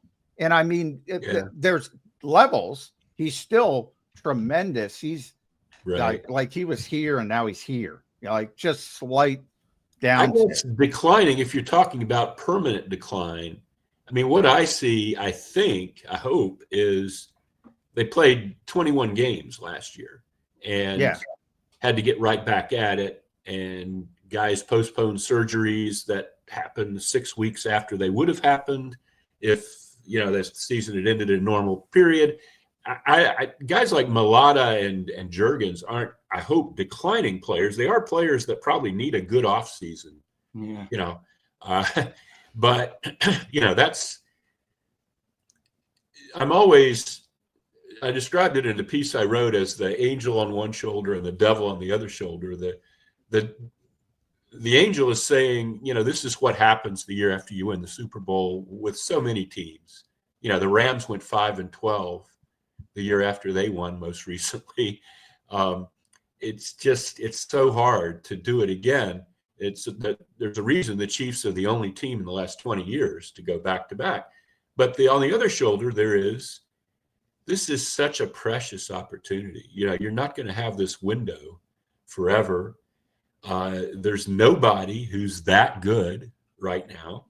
Yeah. There's no team true. You look at and say, oh, who's going to beat them? I don't see a team like that. You have this opportunity. You're not, you don't have 5 or 6 key guys, on the IR. Go out there and do it. It's there, but maybe they just can't. Maybe it's just not going to. I just can't believe. Have you guys talked to Stoutland this season at all? If they made him available? No, we've tried to get him. We're trying to get him now as we talk. They used to have rules. Yeah, they used to have. Well, they still have rules, and you can request offensive coaches during the season. But they make you go through these hoops, Les, where they want to know your angle, and it's like, well, I want to talk to the guy, and then I'll figure out my angle. That's the whole point of it. Yeah. So anyway, that's been a little bit of a back and forth, but I would love to hear from him about. He's had, he's a great coach, and this offensive line. You can say guys are banged up, but this is the worst run blocking offensive line I've ever seen. It's really bad. There were times in the Chip Kelly era and the end of the Andy Reid era where they were just playing guards off the street, and it was better than this. I'm flabbergasted. Les, there are teams with a lot worse offensive lines that are running the ball better than we are. Yes, I just don't get it, and you see some of these film cut-ups, and blocks are just not being made. I see explanations of, Dallas Goedert didn't surface this block, so the double team, the guy. Frank Alcantara one-on-one with defensive ends, that doesn't. And they keep doing that over and over and over with Calcaterra and Granson. Neither of them can block, and it's 12 games now. This. You don't have to prove it again. You're not going to get them in a couple days of practice and they're going to suddenly be doing it. You need to figure out another way to do this, and they just can't. Now, he used the tight end, Les, as an example. Like that's one. Like I think a couple guys escape criticism. One of those guys is Howie. Like if you're building a run-first team, why are all your backup tight ends, none of them can block? I think that's poor roster construction. It's not like you can, it's all right. We don't have a backup tight end. So excuse me, we can't play 12 personnel. Like everybody's got to play 12. Everybody, it's part of the NFL, and Grant's your best option. Why is Grant your best option? Yeah.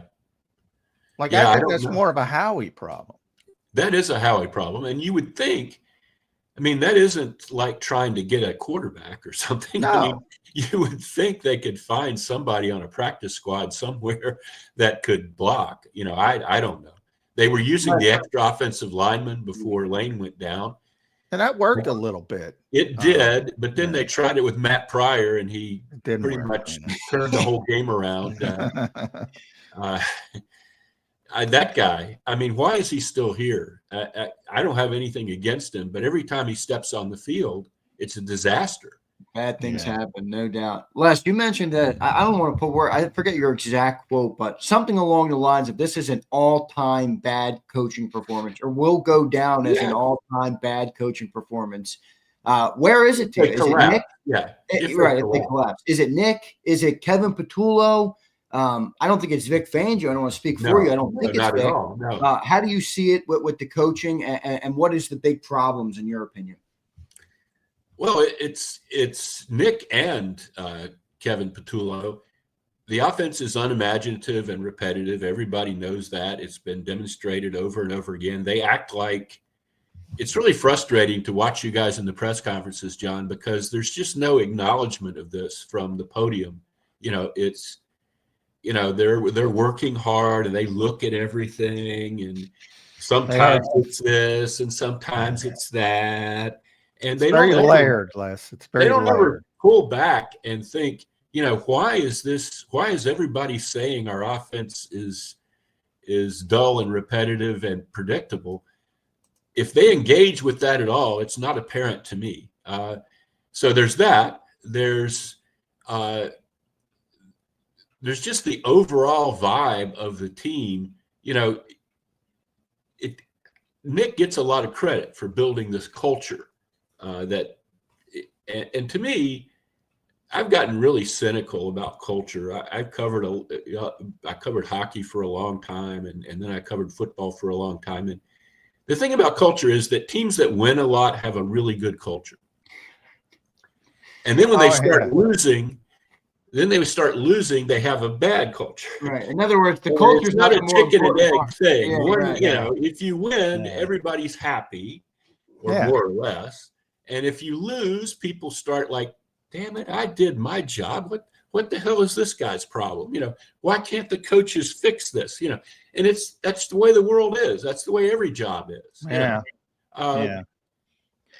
Nick isn't, they have to do something to renew the spirit of this. You don't see guys having fun. You don't see a lot of enthusiasm from the Eagles. You just see, everything is miserable all the time. And I don't like the way I was really hoping the Super Bowl, and John was mentioning this right before I came on, Jalen Hurts MVP, so on and so forth. I was hoping Hurts and Sirianni, that winning the Super Bowl would free them to just be who they want to be. Don't be so uptight. Don't be so,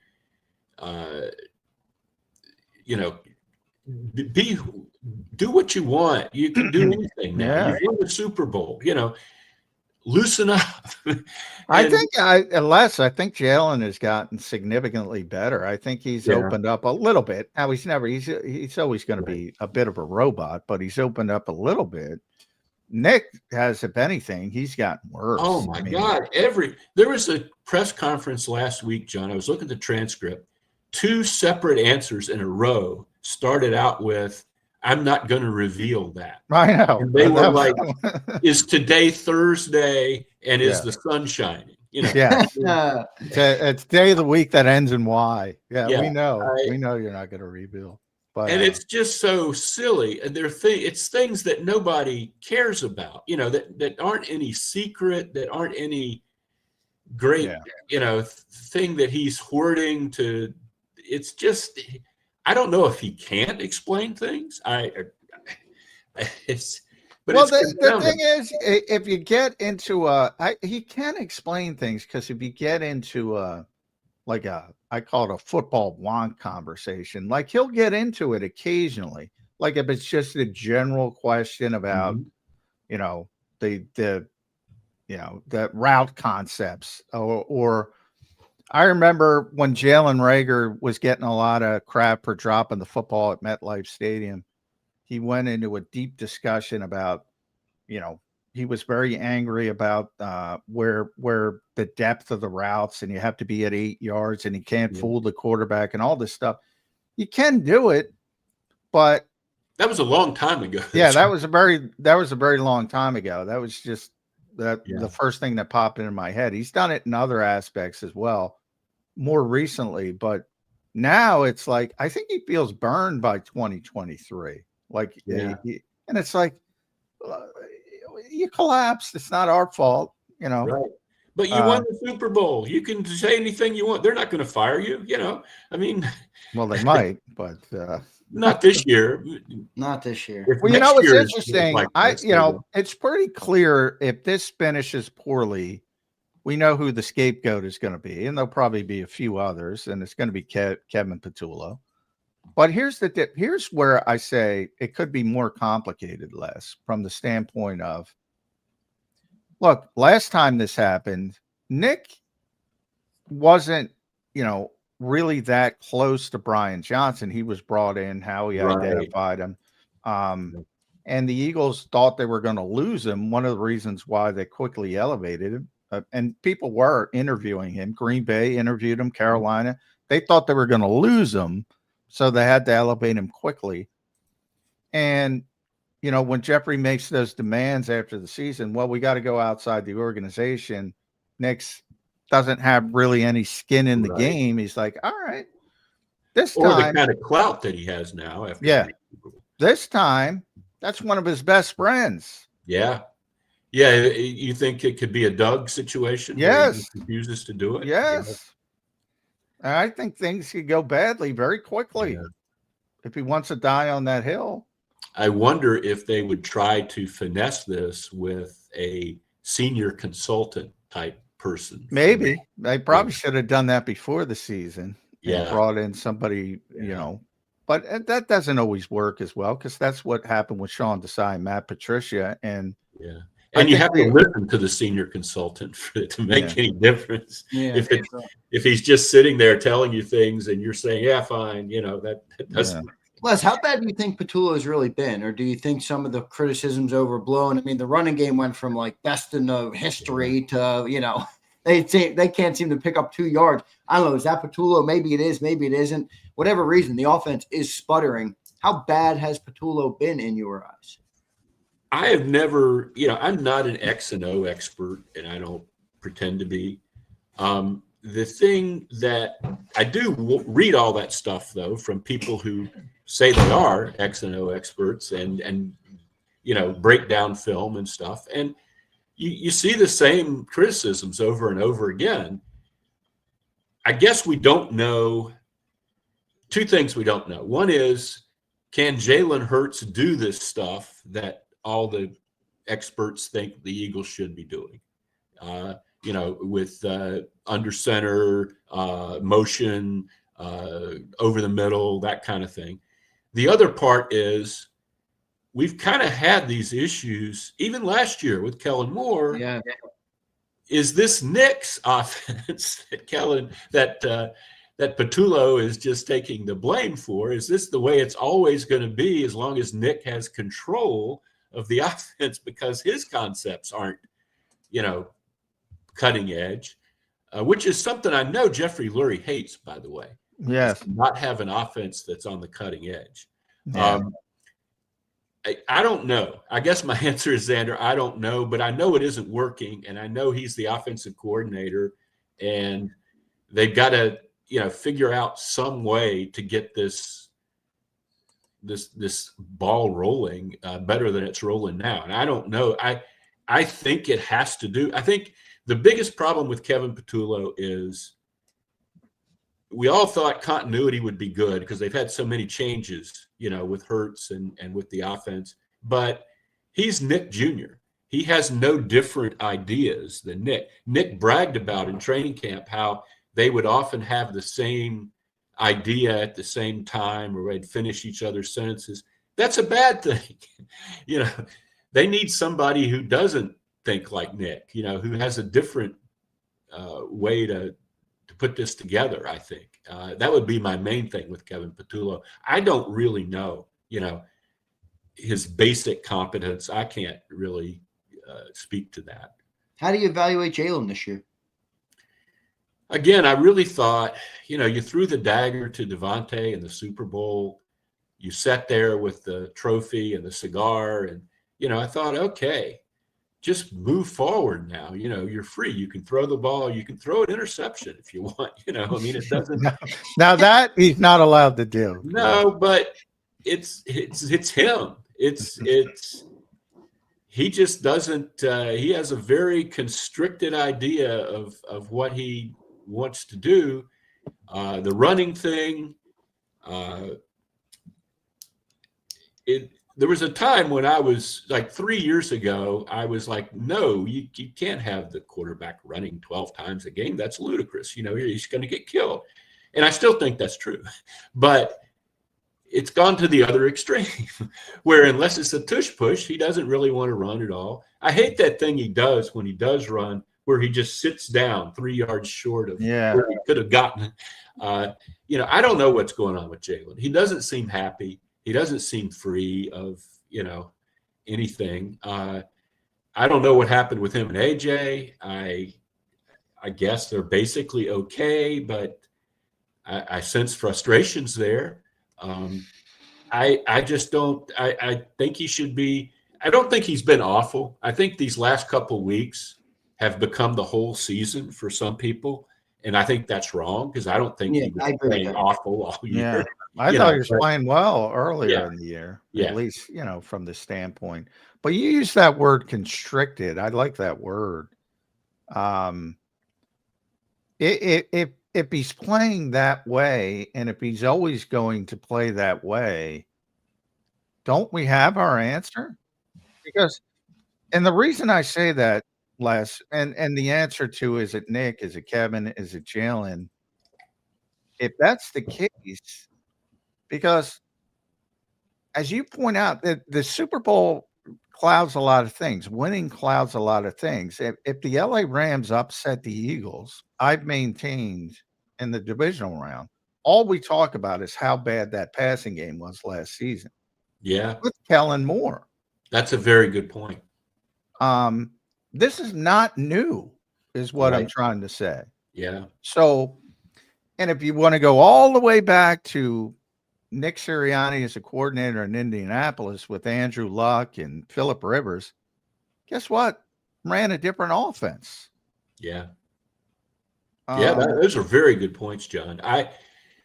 To me, you have to, moving forward, you have to see if Jalen can be successful in a less basic offense, an offense where everybody isn't running hitch routes all the time. You have to find that offense somehow, some way. You have to get concepts in here where people are being schemed open and see if he can do that. And if he can't, then you've got a real issue. But I think we're at least a year away from any kind of determination like that where Jalen Hurts is on the table. Right now, he's your franchise, and I think he's certainly much more your franchise than Kevin Patulo is, and maybe as much as Nick is, really. It's definitely much easier to move on from the play caller than it is the quarterback. Yeah. But I mean, I look, take the results away, which, and I know it's difficult to do that, but this to me has looked the way they operate very similarly throughout everybody. Nick, Shane, Brian, Kellen, and now Kevin. Now, at times it's almost like rinse and repeat. They start out in the off season and OTAs, and they start trying to evolve, and then they get to the season and they scale it back. Yeah. Well, I would say with Shane Steichen, it did look better actually. In 2022, I think that was an offense that, of course, you were presenting like with AJ and Devontae, you were presenting things to defenses that they hadn't necessarily seen from you as much before. Hurts was still kind of new. AJ was new that year. Yeah, that was his first there's year. That's a real fact. That was a factor last year. The whole Saquon Barkley thing. A lot of it was defenses hadn't seen the Eagles with Saquon Barkley. So once that becomes not new, then you have to adjust, and they don't seem to be good at that. They really don't. Over the years, it's just that was a big part of 2023. If you remember, Nick went into training camp with this thing about how they were just going to do everything. They were going to do the same things, but they were going to do them better. Remember that? Yeah. And it was a disaster. Yeah. Because you can't do the same things. People spend the whole offseason. When you're in the Super Bowl, people spend the whole offseason making sure you can't do the same things again. That's why I love defensive coaches, man. No matter how many handcuffs they put on them, they eventually figure it out. It's amazing. I love those guys. And that's why Vic is going to there've been some anomalous things here. I mean, they've had a lot of injuries. They've played a lot of snaps, but and you mentioned Jaylen Carter not playing as well, probably because of the shoulder. But baseline, the defense is competent. You don't get, oh my God, they just gave up 40 points from this defense. If only they had a Vic for the offense. Yeah. And that's what people want. Maybe Frank Reich is down at Stanford. Maybe everybody wants Frank Reich back. Who knows? But if they finish the way they're playing right now, there's definitely going to be changes. That's the one thing we know about Jeffrey Lurie. And the thing is, the schedule doesn't help them much. I mean, this is going to be a tough game at the Chargers. Yes, it is. Then they have the Raiders, who aren't good. It is a short week for the Eagles, but they're at home. They should win that. But everybody talks about these two Commanders games. Well, Commanders have Jaden Daniels back now. They actually played well last weekend. They lost, but I actually think Marcus has been playing pretty well too. They don't have. I don't see the Titans, coming up. No, they're better than that. It's not. They gotta, they've got to play. They got to play to win these, to get to like 12 wins. Les, you think they're a Super Bowl contender? Right at this moment, no. 3 weeks ago, sure. I think if you get Lane Johnson back and you start running a competent offense, then because nobody else is that great. Yeah, nobody's that good. We went into last weekend. I thought it was hilarious. I was actually down in North Carolina. We were visiting one of our sons, and I got to watch Red Zone because the Eagles had already played on Friday. And we spent the whole after the Eagles lost. I must have read half a dozen stories about the Rams are definitely the best team in the NFL now. They are so much better than everyone else. Yeah, and then they laid the. And then I watched the Rams. It's the Eagles. I guess they are because nobody get hot at the right time. Yeah, I came. The first thing I thought of coming out of that Chicago game was, boy, if they have to go on the road, that wouldn't be a bad place to go. It's going to be cold, obviously, but I think they could beat the Bears on the road. Yeah, I do too. And that's Soldier Field is an historic venue, and it's neat and everything, and the crowd there is nice, but it's not a place where you're like, oh my God, we have to go to Soldier Field, No, just the weather. That's it. Yeah. I don't think there'll be fog this year. All right, Les, final question for me. They got 5 games left. What will be their record in the 5 games? Oh, God. Commanders twice. They got the Raiders, the Chargers, and the Bills. I'm going to say 3-2.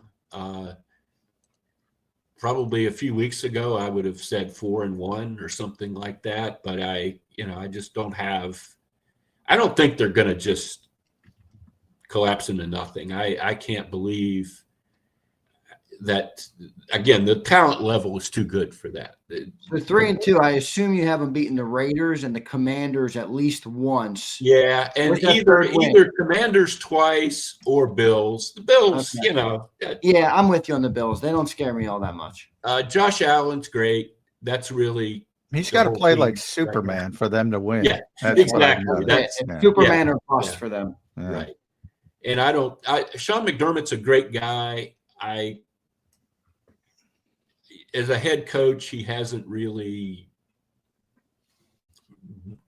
broken through and won the Super Bowl. I got a tough time getting over that 13 seconds. You can't manage 13 seconds to get Josh Allen in front. Yeah, I got a tough time with Sean McDermott, but he's been very successful overall. He has, and he's a smart guy. He's not an idiot, but just hasn't quite gotten it done.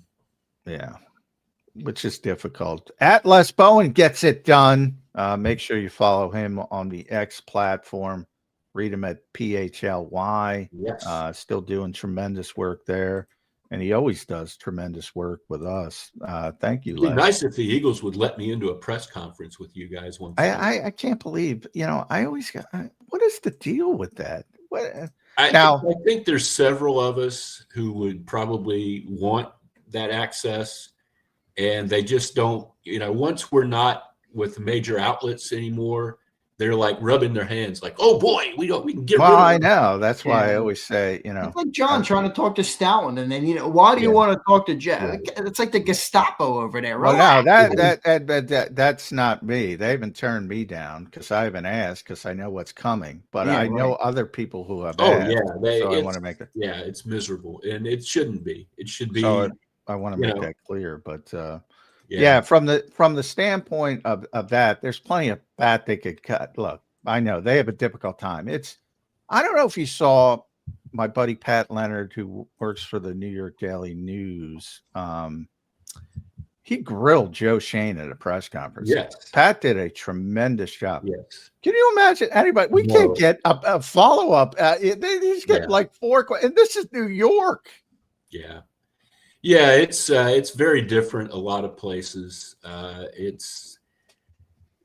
It is what it is, I guess. But yeah, it makes it very difficult. I don't think fans really understand. No, they don't. What the media here has to go through. And then sometimes guys are working on a story and you're only getting one question sometimes in these things, and you want to get an answer to that question, and they're like, why are you asking that question? Right. Like there's so many things that factor into it. Yes. Agreed. But anyway, it's always good to see you, Les. It's good to be here. Yeah. Well, that's this team. There's never a dull moment, man. There's always something to talk about with this. They're like the Cowboys, except they win. It's like weird how much they're popular now. Two biggest circus tents in the league for different reasons, but are Dallas and Philadelphia. Always something going on with this team. Always something. Yeah, no doubt. Les, thanks for joining, man. We appreciate it as always. We'll be look forward to reading some of your work on PHLY and following you on Twitter as always. Good stuff, Les. Thank you, man. Thank you, fellas. Take care. Right, thanks, Les. Joining us here on Birds 365. Great stuff there. A lot of good points from Les, as always. I mean, he's covered the team for a while, so he obviously has a good way of looking at. John, it's interesting. You bring up that Pat Leonard clip. I did watch that clip. And you had a segment a little bit ago, John, where you were bitching about Nick Sirianni and his approach to the press conference. And a lot of people comment. They're like, "Oh, of course John wants answers. We don't give a shit that Nick says nothing." Of course, John wants answers. Well, but it's like the fans run this team, dude. Like when there's problems, I feel like fans should want answers. They should want transparency. You would think. You would think is right, but it doesn't. It feels like they just side with the team every time, no matter what. Man, they don't want. It's. And of course I want answers. You should want answers. Fans fund the damn team, man. Of course they should want answers. I don't know why they don't. And it's amazing to me. And that's always why I say, and that's what I've tried to do with this show over the years. And I say it all the time. If you want state-run media, it's easy to find. Yeah, a lot of people want. It's weird how many people want that. Cheerleaders and all that kind of stuff. I mean, it's easy to find, but if you want to really know what's going on with your favorite football team, you have to find objective people. And there's not just me. There's a lot of good people on the Eagles beat. But the cheerleader stuff, I will never understand as long as I think exist. everybody should go and listen to that Pat Leonard clip. You retweeted it on your social media. I mean, you don't get any of that from the Eagles. No. Pat really had an opportunity. He really pushed. I mean, he had Joe Schoen shaking like a leaf, man. Yeah. I mean, with some of that. And I think that's fair and that's not the goal. That's not why I did it. They're all legitimate questions. They're legitimate, and they're getting it, and they're looking for answers for the fans. I mean, that's what I think it is. Yeah. And sometimes there's, journalism is, you're supposed to be adversarial, but not to be adversarial, to root out the bullshit and, try to uncover as many factual things that you can. And, a lot of it's not the Eagles' fault. I'm not even going to, as I said, they do have the largest media contingency in the NFL. So they have a lot more to deal with than the average. Even like I said, that's New York, but and part of it is the Giants just stink. So people, all these superfluous outlets kind of just fall off when there's no interest in the team, because there's no interest in the team. And it's, part of it's the way journalism has gone. And I use that term loosely when you talk about, like, I asked the question about Jihad Campbell, and my own outlet, some aggregators writing the question. I'm like, dude,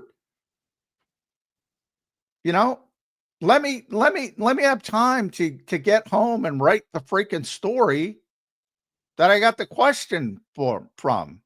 But you got all these people sitting on Twitter, and they and bang, it's up. It's I don't know. We got to get Johnny Mac like a exclusive John McMullen outlet, like a Substack or something. John, I think we should actually do that, dude. Honestly, I feel like that would be really good. That way you can create your own narrative. You can dictate, what's being talked about and what your perspective is. Yeah, well, but then you need the accreditation, as Les has pointed out. And that's part of the problem. So I don't know how to fix the problem. If I did, I'd fix it similar to the Eagles. If I did, I can identify the problem, but how do you fix it is the more pressing need. And it's very similar to what the Eagles are going through on offense. I think they have identified the proper problem, which to me is negative plays.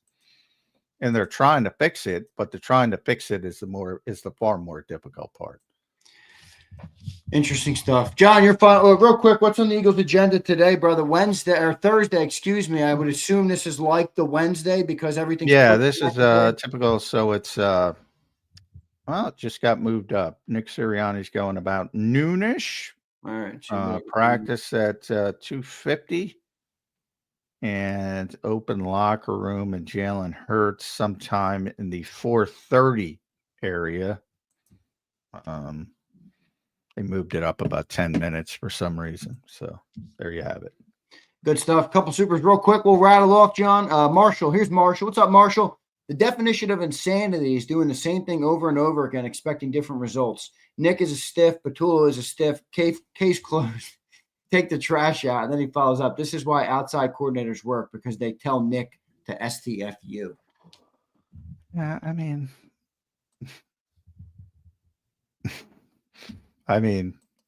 Kellen ran the same offense. They have the same passing issues. Yeah, I think they told Kellen to STFU after week 4. Yeah, that's pretty much went on. But I mean, yeah, if we're that simple, yeah, outside coordinators work. Shane wasn't an outside coordinator. Well, I guess in theory he was, because he was the first one, right? Well, he was there, and they elevated him.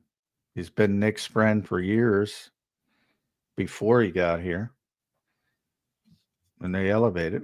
People see what they want, and they just Oh, that's in. I'll put a period on that. Like you said, case closed. No offense, Marshall, but case ain't closed because it worked with an elevation and it worked going outside the organization from a long-term success standpoint, from the actual success standpoint, at least what people's perception. And ironically, Brian was more of an outsider to the group than to the Shane, Kevin, Nick grouping. Just as much of an outsider as Kellen Moore. And also, one of the reasons he was elevated, as again, I pointed out, not one of the reasons, the reason was because the Eagles thought they would lose him to Green Bay or Carolina at the time, and they probably would have. And that was a decision made above Nick Sirianni. Irish One says McMullenites unite. More McMullen. I love it. Good stuff, Irish One. John, your final thoughts here on the show today. Week 14. We got to remind me to talk about that tomorrow and explain to the people why week 14 is not the time to make drastic changes in the modern NFL. Or even if you wanted to, you couldn't. Week 14 changes. It's on the board for tomorrow, John. It's not possible, and it's something Jim Schwartz clued me into many, many years ago. So another Jim Schwartz reference, because I always say nobody has taught me more about defensive football than Jim Schwartz. And just the whole setup of the NFL and what the reality of the NFL is. And once you get to the regular season, man, it is about the next game. And there is not a lot of time to do anything else. Fair enough. John, good show, man. As always, thought we had a good conversation today and good stuff with Les Bowen as well. I appreciate you, John. We'll talk to you tomorrow on a Football Friday, my friend. All right. Thanks, all. All right. Thanks, Jay Mac. There's Johnny Mac, John McMullen joining us right here. Go follow him at JF McMullen on his X account. All right. I think I want to do that, man. I know, John. The problem is the Eagles won't give anybody a credential. It doesn't work for one of the big outlets. So John's got to write for SI. I want John to, have a Substack that I think people who are, love McMullen or McMullen gets a lot of listeners. I know a lot of you guys like to shit on John, but people love listening to John, and they have for 5 years since Jacob started. I mean, Jacob literally started on John McMullen. We had a show back in the day, Extending the Play. It was a Saturday show weekly, and there was football 24/7. For those who've been listening to John for a long time, he used to join, Mike Gill back in the day. And that's how Birds 365 started. He used to join Jody Mack as well. And back when WIP didn't hate Jacob because we did a bunch of business with Odyssey to the tune of multiple hundreds of thousands of dollars, we would post those segments from him and Jody Mack on WIP and him and Mike Gill on 97.3. And that was football 24/7. And then it became, I said, holy shit, people really like listening to John McMullen, and we launched Birds 365 with him and Jody. And we built on what John's done, for a long time. So people love listening to John, and it bothers me, though. It bothers me that we're not able to cover the team, in a way that I think would be beneficial to fans. I know some people come in here and they're like, oh, John, shut the F up. Or if we don't say something that, glazes the team, a lot of people have a problem with it. But at the end of the day, I do think there is a vast majority of fans, maybe the silent majority, you could say, who want answers, who want to, have somebody like John, an objective voice. You might not agree with them all the time, but I think you can appreciate the objective voice of being there. And a lot of guys like, independent media. But Brandon, the sad part is that a lot of these big guys who used to pursue it that way, even like a guy like Les, they don't pursue it the same way anymore because they're not allowed to. I don't say that as a criticism of them. I say that as, you just heard John. They're not even allowed to go and ask Jeff Stoutland a question without saying, well, what do you want to talk about? What do you want to talk about? So there's this whole aura, this whole air of like everybody's got to walk on eggshells covering the football team, when I think many fans do want real answers. Hey, we're 4-4 in the last 8. Our offense is the most expensive offense in the history of pro football, and we suck. I think people really want answers for that, and it's very hard to get to those answers because the Gestapo Eagles, you ask one thing out of line, boom, press credential revoked, you're out of the building. It's a tough setup, man. It's a perfect word for it, then, a controlled environment. Not ideal. Not ideal. But it is what it is. I'm not going to sit up here and bitch about it. You know what I mean? I get it. Some of you guys are, some people, I posted up that segment the one time where John is like bitching about Sirianni. He doesn't even answer anybody. And it's like, I get that people at this point are like, who cares? Screw the media, blah, blah, blah, blah, blah. Yeah, you guys are idiots. All I want's a team to win. To me, that's not really what Eagles fans think. To me, I think when you've been as successful as the team has been, that sector of the fan base grows. But when any extended period of time comes where it's not all sunshine and rainbows, then I think the other side gets bigger again. And I don't know. It is what it is. I was listening to, I always bring up Nick Saban, but one of the Nick Saban things that he used to say is when I was early in my coaching career, I never made any relationships with the media. People painted me out to be an asshole, and that's part of like being a coach is like, you do want to have relationships with the media. You do want to, have a good relationship where people can tell the story properly or narrate it or give people the information that they're looking for properly, or else, the narrative goes awry. So it's interesting, but it's what the Eagles are now. Kind of just have to live with it. That's why I love. That's why, in a way, that's why I love. I don't even want to try and go down that road because I already know the second that the Eagles and JAKIB Sports made a connection, we can no longer talk, cover, have shows the way we do.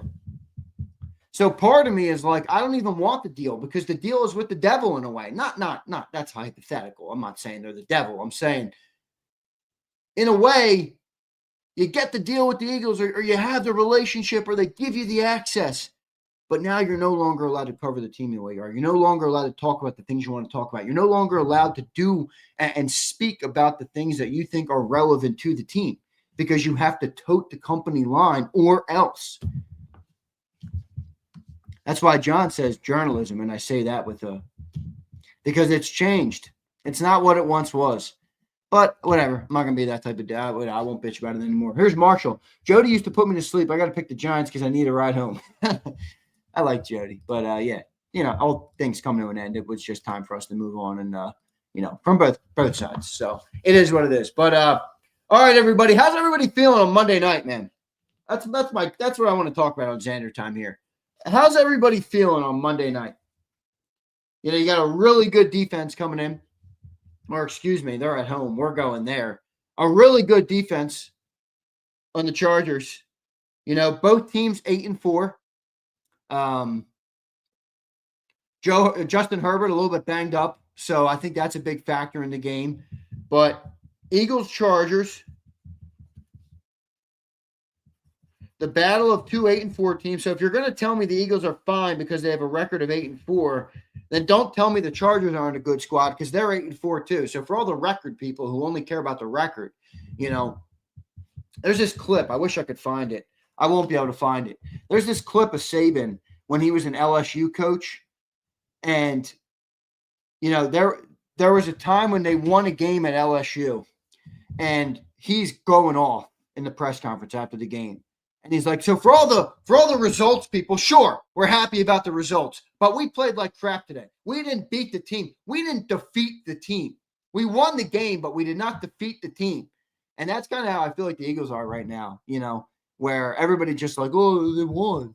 But everybody knows who's got two eyes and a brain that this team is playing nowhere close to what their potential is, what they should be playing at, how they should be managing games, how they should be dominating opponents, how they should be playing on offense, on defense, on the lines of scrimmage, the running game, the passing game, the quarterback, the coordinators, everything. To me, it's like everything right now. It really is. So, Chargers have a plus 800 total yard differential. Eagles have minus 500. Yeah, they're going to get out yarded. I think that's a take it to the bank type of thing right there. Will they get outscored is the big question. I view this game as a must win. It's not must win from you literally must win, but I view it as a must win. You know, you got the chart. If you fall to 8-5 here, let's just play the hypothetical. If you fall to 8-5 here and the Cowboys get to 7, what would the Cowboys be? What are the Cowboys right now? 6-5-1? What's the Cowboys record? Yeah, they're 6-5-1. The Cowboys would go to 7-5-1. We'd be 8-5. Half a game lead, basically. Whew. You do not want that. No, they'd be 7-5-1. They're 6-5-1 right now, Sig. So they would move to 7-5-1. That's kind of a must-win game for both teams tonight, Cowboys and Lions. I would say that's a must-win game for both. Boy, if the Cowboys go to 7-5-1 and the Eagles lose and go to 8-5, holy shit! I think we'll officially be in the territory of even Jalenites and people who don't like to admit when there's problems with the team. I think even them will be like, holy shit, we're close. Yeah, this thing is close. And you got to remember, like that tie, it could either help us, like it would here, where 8-5 versus 7-5-1, Eagles would have the lead. But if you fall, let's say you lose a game, you lose to the Chargers, and the Eagles beat the Raiders in one of the Commanders games, and they finish 10-7, and the Cowboys, let's say they go 4-1, they drop the game, they beat the Lions tonight, but they drop the game to the Chargers, let's say. They'll finish 10-6-1. Guess what, everybody? That's a Cowboys win for the East. If the Cowboys go 10-6-1 and we go 10-7, the Cowboys win the East. And is 10-7 enough to get into the playoffs? I don't know if it is. Look at the wild card teams right now. They're like 9-3, 8-3-1, 9-3, and 9-4. That's the record of the wild card teams. The Seahawks are 9-3, I believe. The Packers are 8-3-1, and the 49ers are 9-4. Yeah, I agree, Brandon. But to me, it's whoever wins the South will get in, Brandon. Miles says you're either a Jalen or a Wentz truther. I'm neither. I'm not a Jalen. Miles, in 2020, when Wentz was in the game, I made a video, and I never published it anywhere, but I was making content for what I did at the time. And I just, I was an Eagle fan, obviously. So I've always had an aspiration to be in content.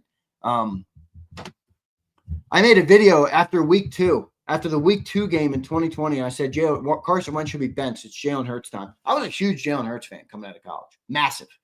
I loved him in Alabama. I followed him all the way to Oklahoma. I watched every Oklahoma game in 2018 or 19, whenever he went there. If you can believe that. I'm an Alabama fan, but I watched every Jalen Hurts game. I rooted for him like hell when he was at Oklahoma, and I was fired up when the Eagles drafted him. I was pumped. I was one of the rare people who did not think it was a bad pick at all. So much people like to say I'm a Jalen hater. I'm not a Jalen hater at all. I just think he's got to play better. I think the thing that makes me nervous is maybe I do have a little bit of that PTSD from are the same things that crippled him ultimately late in his Alabama career, are they going to be the same things that cripple him in his Eagles career? I hope not, but we struggle to pass the ball right now. I don't know. I hope it doesn't come like that, but it's why I don't like the narratives, but it is what it is. People are going to talk about it the way they do. So I'll take some comments from all the great people of JAKIB Nation as well right now. Must win in my eyes. Here's the other side. I just played the negative scenario. Let's play the positive scenario. If the Eagles win and they move to 9-4, I feel real good at the very least about winning the East. So you're going to get into the playoffs, and then it becomes, all right, playoffs are survive or die. So can we find a way to win on a given playoff game? That's where I feel good. You know, the Eagles do have a propensity to find ways to win, even when they look ugly, even when the offense blows, even when sometimes the defense doesn't look that great. They have a good knack for winning games. Now, they're 4-4 in the last 8, so that run has kind of died out just a little bit. But you get into a playoff environment, feel confident that Jalen would be able to have a better game than he's had.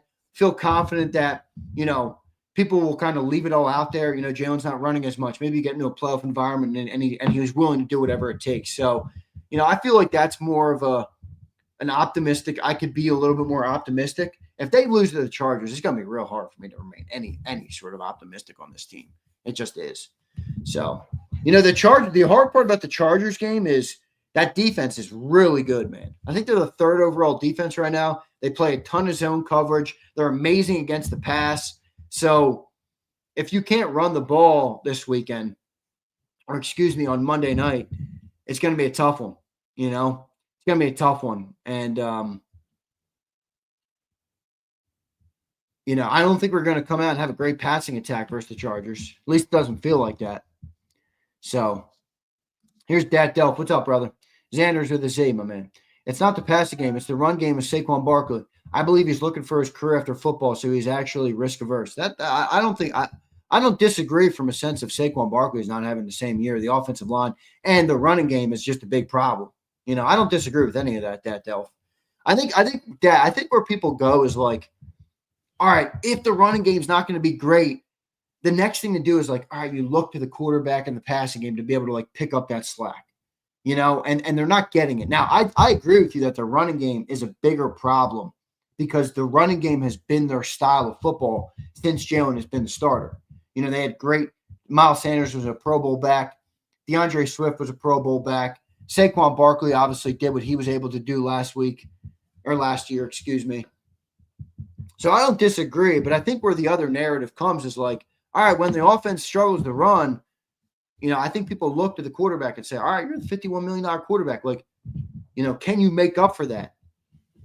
Whether that's fair or not is not my point, Delph. I think that's just where the mentality comes from.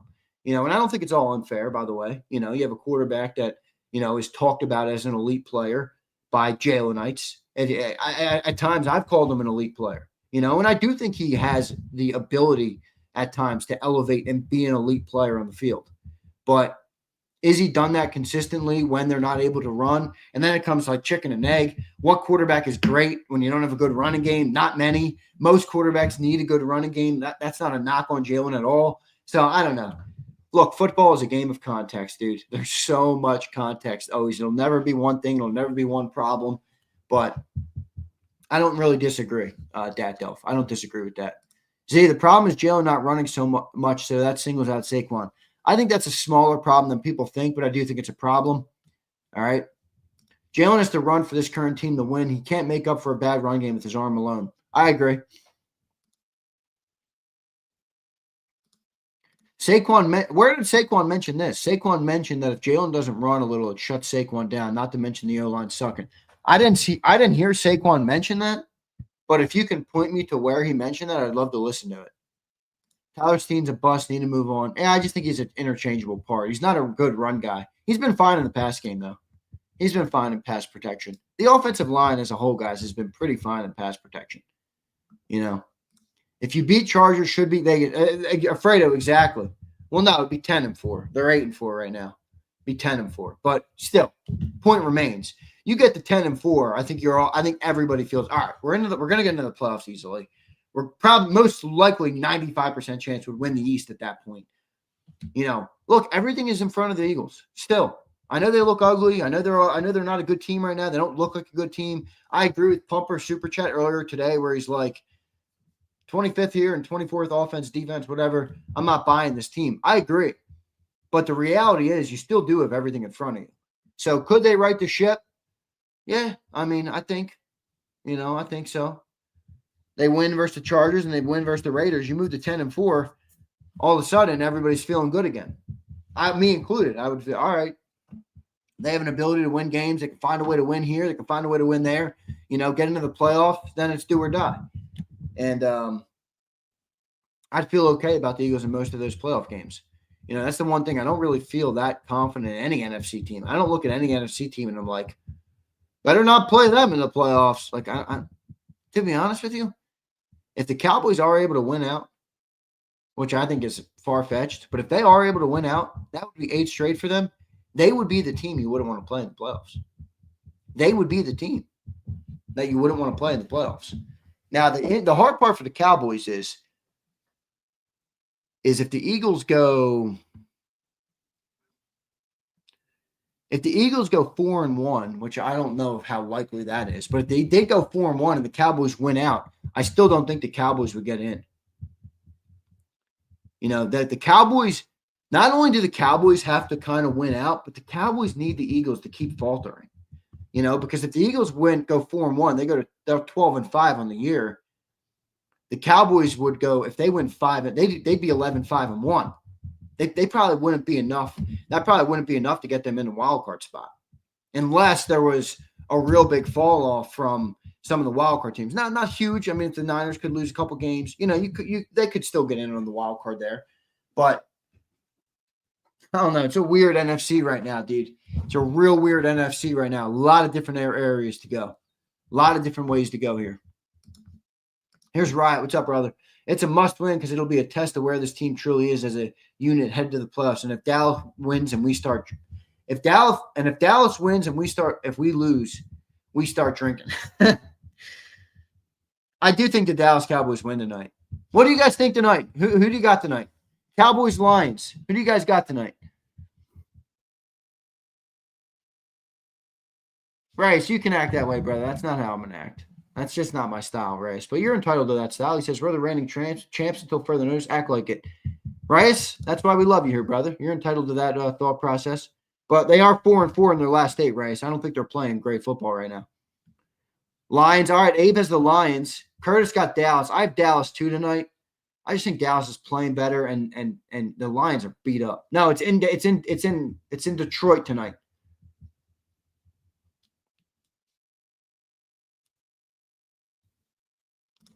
Rachel says, man, I want Dallas to lose, but I don't know. I think they win. I agree. That's how I feel. I don't want them to win, obviously, but I think they're going to win. Especially if there's no Amon-Ra St. Brown. I mean, look at how much losing Sam Laporta did to that offense. Now you're going to no Amon-Ra St. Brown either? I don't like that for that Lions offense.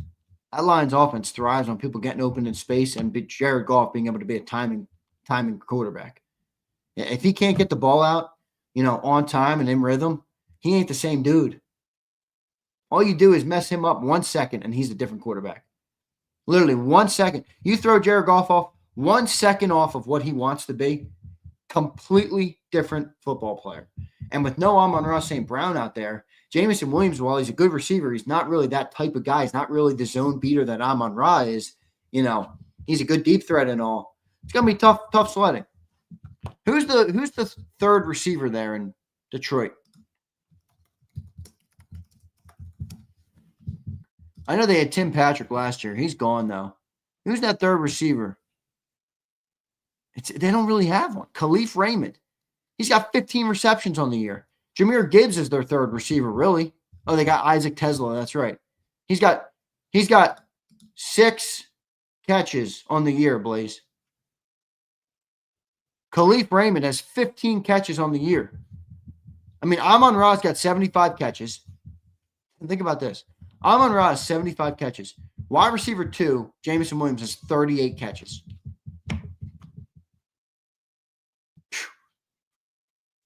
He does have 3 touchdowns. Yeah, Tesla.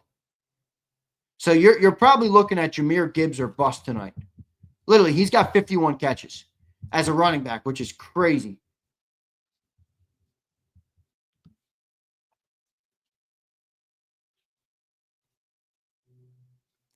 No Limit says, I got to go Lions. Jahmyr and Montgomery is the difference out of the last 3 Dallas games. They have the ability to run better than Oakland, Chiefs, and us. That's true. That's true. But if they don't have nothing working in the pass game, dude. And by the way, no limit. Remember, those last 3 games, that's where the Cowboys got better, where they added Quinnen Williams. They added Logan Wilson. You know, their defensive line, you guys might not want to hear this. Their defensive line is one of the best defensive lines in football from an interior perspective. They got Osa, Obidigizua, or however you pronounce his name. They got Kenny Clark, and they got Quinnen Williams. I mean, that's a good interior, man. That's a good freaking interior. Now, Jahmyr Gibbs could completely gash them. Not on the ground, but even in the air. You know? So, it's going to be a good game tonight. I'm definitely going to be locked in on the game tonight for sure. Yeah, Pickens market's going crazy, Tommy. I don't know how they're going to pay him, but I think they're going to pay him or they're going to tag him. No, it's not, Tyler. Tyler, no, it's not. He says, Big Z, the defensive rating is due to the lack of film on that duo. Tyler, I'm going to call out, this is complete and utter bullshit. Good players are good players. There was film on the Eagles' offensive line last year. Didn't stop them. Quinnen Williams is a beast of a player. There's only so many bodies to block, dude. And you got Osa, Kenny Clark, and Quinnen Williams on the field. Brother, I don't give a fuck how much film you got. That's a good-ass defensive line. I don't buy that for 1 second. I don't buy that for a single second. Quinnen Williams is a great player. That's just a fact. Take all the film you want. Roll the film for hours on end if you want. They got good players. This is a player-driven league. That would be like someone saying to you, well, your defensive line's going to suck because, you know, now there's film on Jaylen Carter and Jordan Davis. You'd be like, fuck that. My players are good. Eagles players are good players. I don't see it like that even a little bit. I don't see it like that even a little bit.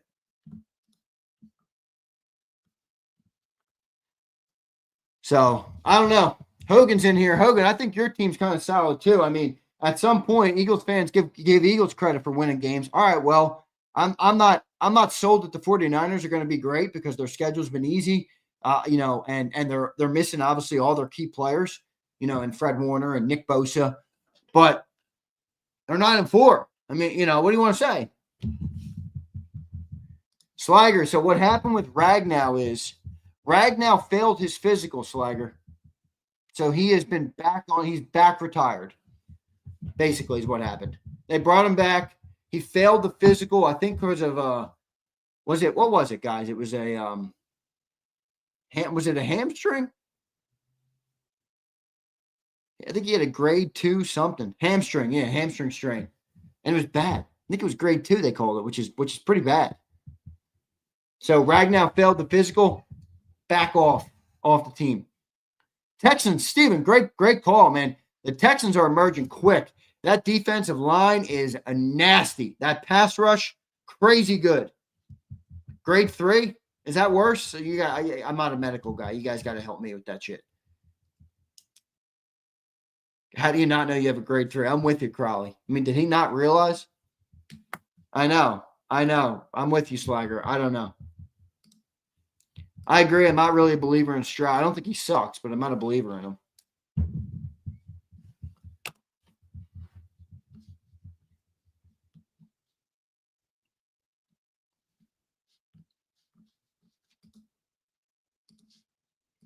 Yeah, Texans defense has been real good. Chargers defense is good, guys. Like I think the Eagles need to have another good defensive game here. They need to get back to what they've done on defense, not the last 2 weeks. You know, get back to where they were, the ascent that they were on pre-Cowboy game. And they need to have a good game because I don't think the offense comes out and dominates this Chargers defense. They play a lot of zone. Jalen struggles on zone this year. He's been great against the blitz, but he struggled on zone, you know. And they're just a stout D. They got good players all over the place. So I don't think this is an offense. I don't think this is the game where the offense comes out and all of a sudden the offense looks good. I think the defense has to get back to what they were, at least in my opinion. In my opinion, that's what they are. And Waddington, great call. On defense, they need to stop the run. Now, I think the offensive line of the Chargers is so banged. I mean, they're missing both their tackles, Waddington. You hear that, and you're like, all right. Imagine if we were missing Mailata and Lane. You'd be like, oh, we're fucked. We're already 0-2, by the way, since Lane got hurt. So for anybody who thought Fred Johnson was going to be just fine and losing Lane wasn't a big deal, well, we're 0-2. So, but they're missing their 2 tackles. Like, are they going to be able to run on us? I think they ran the ball super well. I think they ran the ball really well last week. So, and they're getting Omarion Hampton back, I believe. And by the way, I know Eagles fans love to criticize Justin Herbert because he's got the he's got the fucking interception games and stuff and all that crap. Justin Herbert's a good quarterback. All right. He is talent-wise, objectively a good quarterback. So,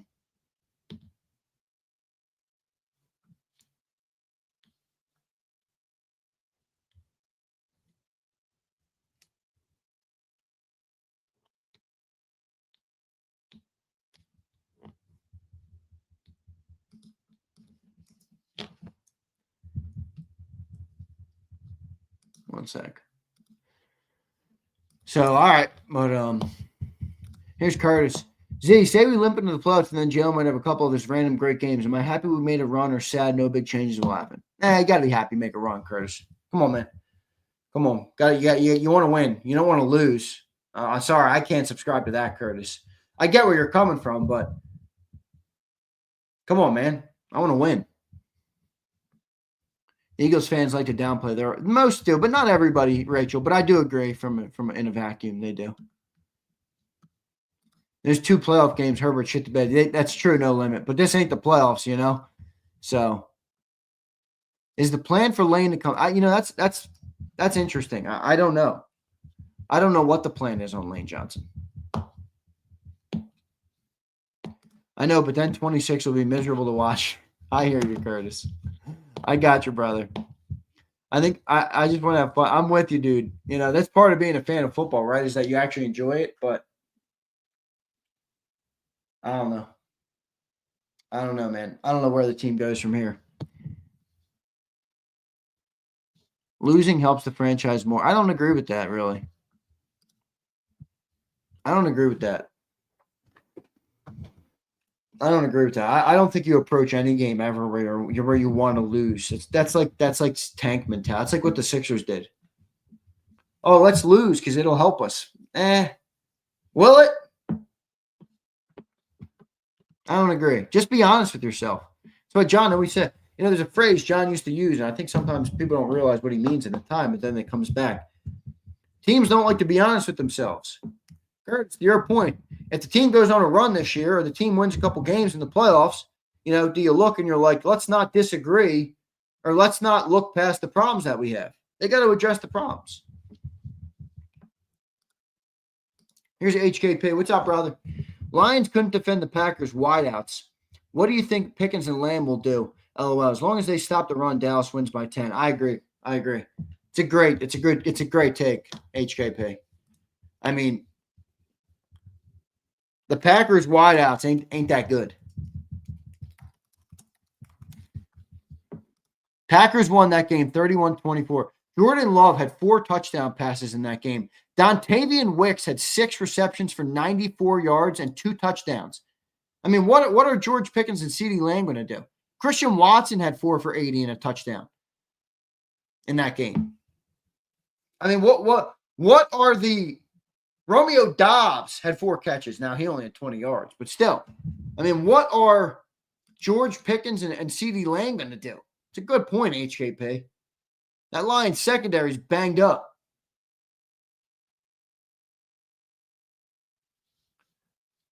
Whereas, you know, Reyes, I don't really agree with this, dude, because the only time the offense has been competent in the last couple of weeks has been when they throw the ball to A.J. Brown. So, like, of course, all the people are going to be like, oh, you throw to A.J. and now you're losing. That's a bullshit narrative. And anybody who watches the game sees very easily that that's a bullshit fucking narrative. Sorry, excuse my French, but holy crap. I don't agree with that at all. Reyes, a lot of you people love using this because you've been defending and protecting the quarterback over the top. So all you're doing is looking for another reason that they're losing. Now it's A.J. Brown's fault. Come on, Reyes. I don't even think you honestly believe that, Reyes. It's not to say it's all Jalen Hurts' fault, but It's not A.J. Brown's fault. Stop it, dude. The only time they scored versus the Cowboys is when they threw to him. The only time they scored versus the Bears is when they threw to him.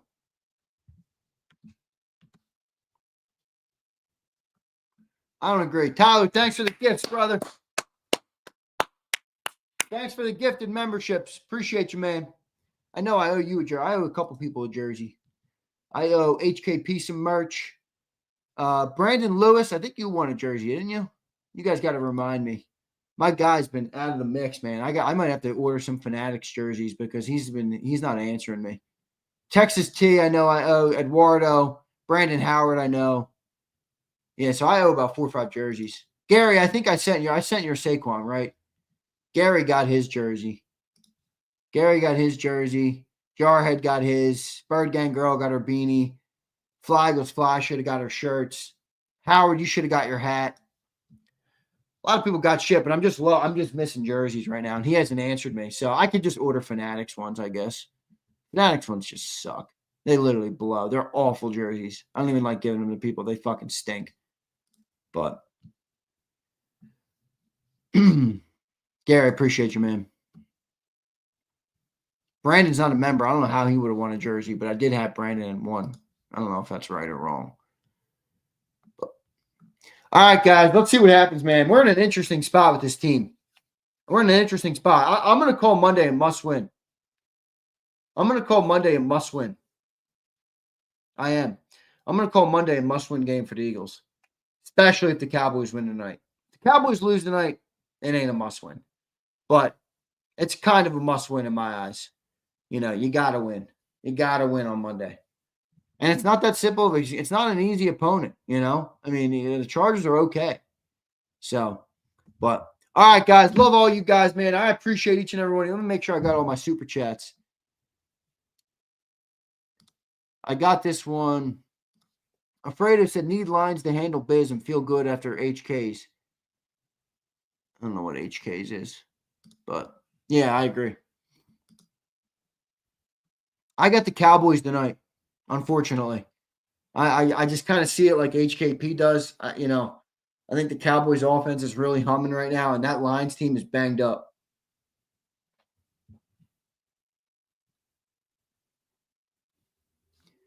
Sean, I don't know what you're bitching at. You follow the media narrative. You're a silver spoon. I know, Sean. I'm sorry your life didn't go like you wanted it to. You can take it out on me, brother. It's all right. I can take it.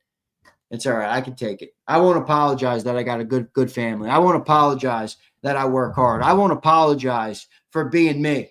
You want me to apologize for being me. Just like some dude wanted me to apologize for being a white guy, because I can't credit. I won't apologize for being me. All right? Fuck you. That's what I'll say to that. Fuck you. Apologize for being me. No, thank you. All right? Appreciate everybody there for being here, even the suckers and the haters, including Sean, who's crying up a storm. Love all you guys. Appreciate each and every one of you. Hit the like button on the way out. Eagles got to get a win on Monday. All right? Got to get a win on Monday. Appreciate it. See you next time, everybody. You've been listening to Birds 365, the destination for the passionate Eagles football fan who bleeds green. If it's Eagles football, we're talking about it. Debate, inside the locker room, and guests that are some of the greatest football minds from around the region. We hope you enjoyed the show. We know we had a blast. Make sure to like, comment, and subscribe, and we'll be back soon. But in the meantime, hook up with us on social media at JAKIB Sports. See you next time on Birds 365.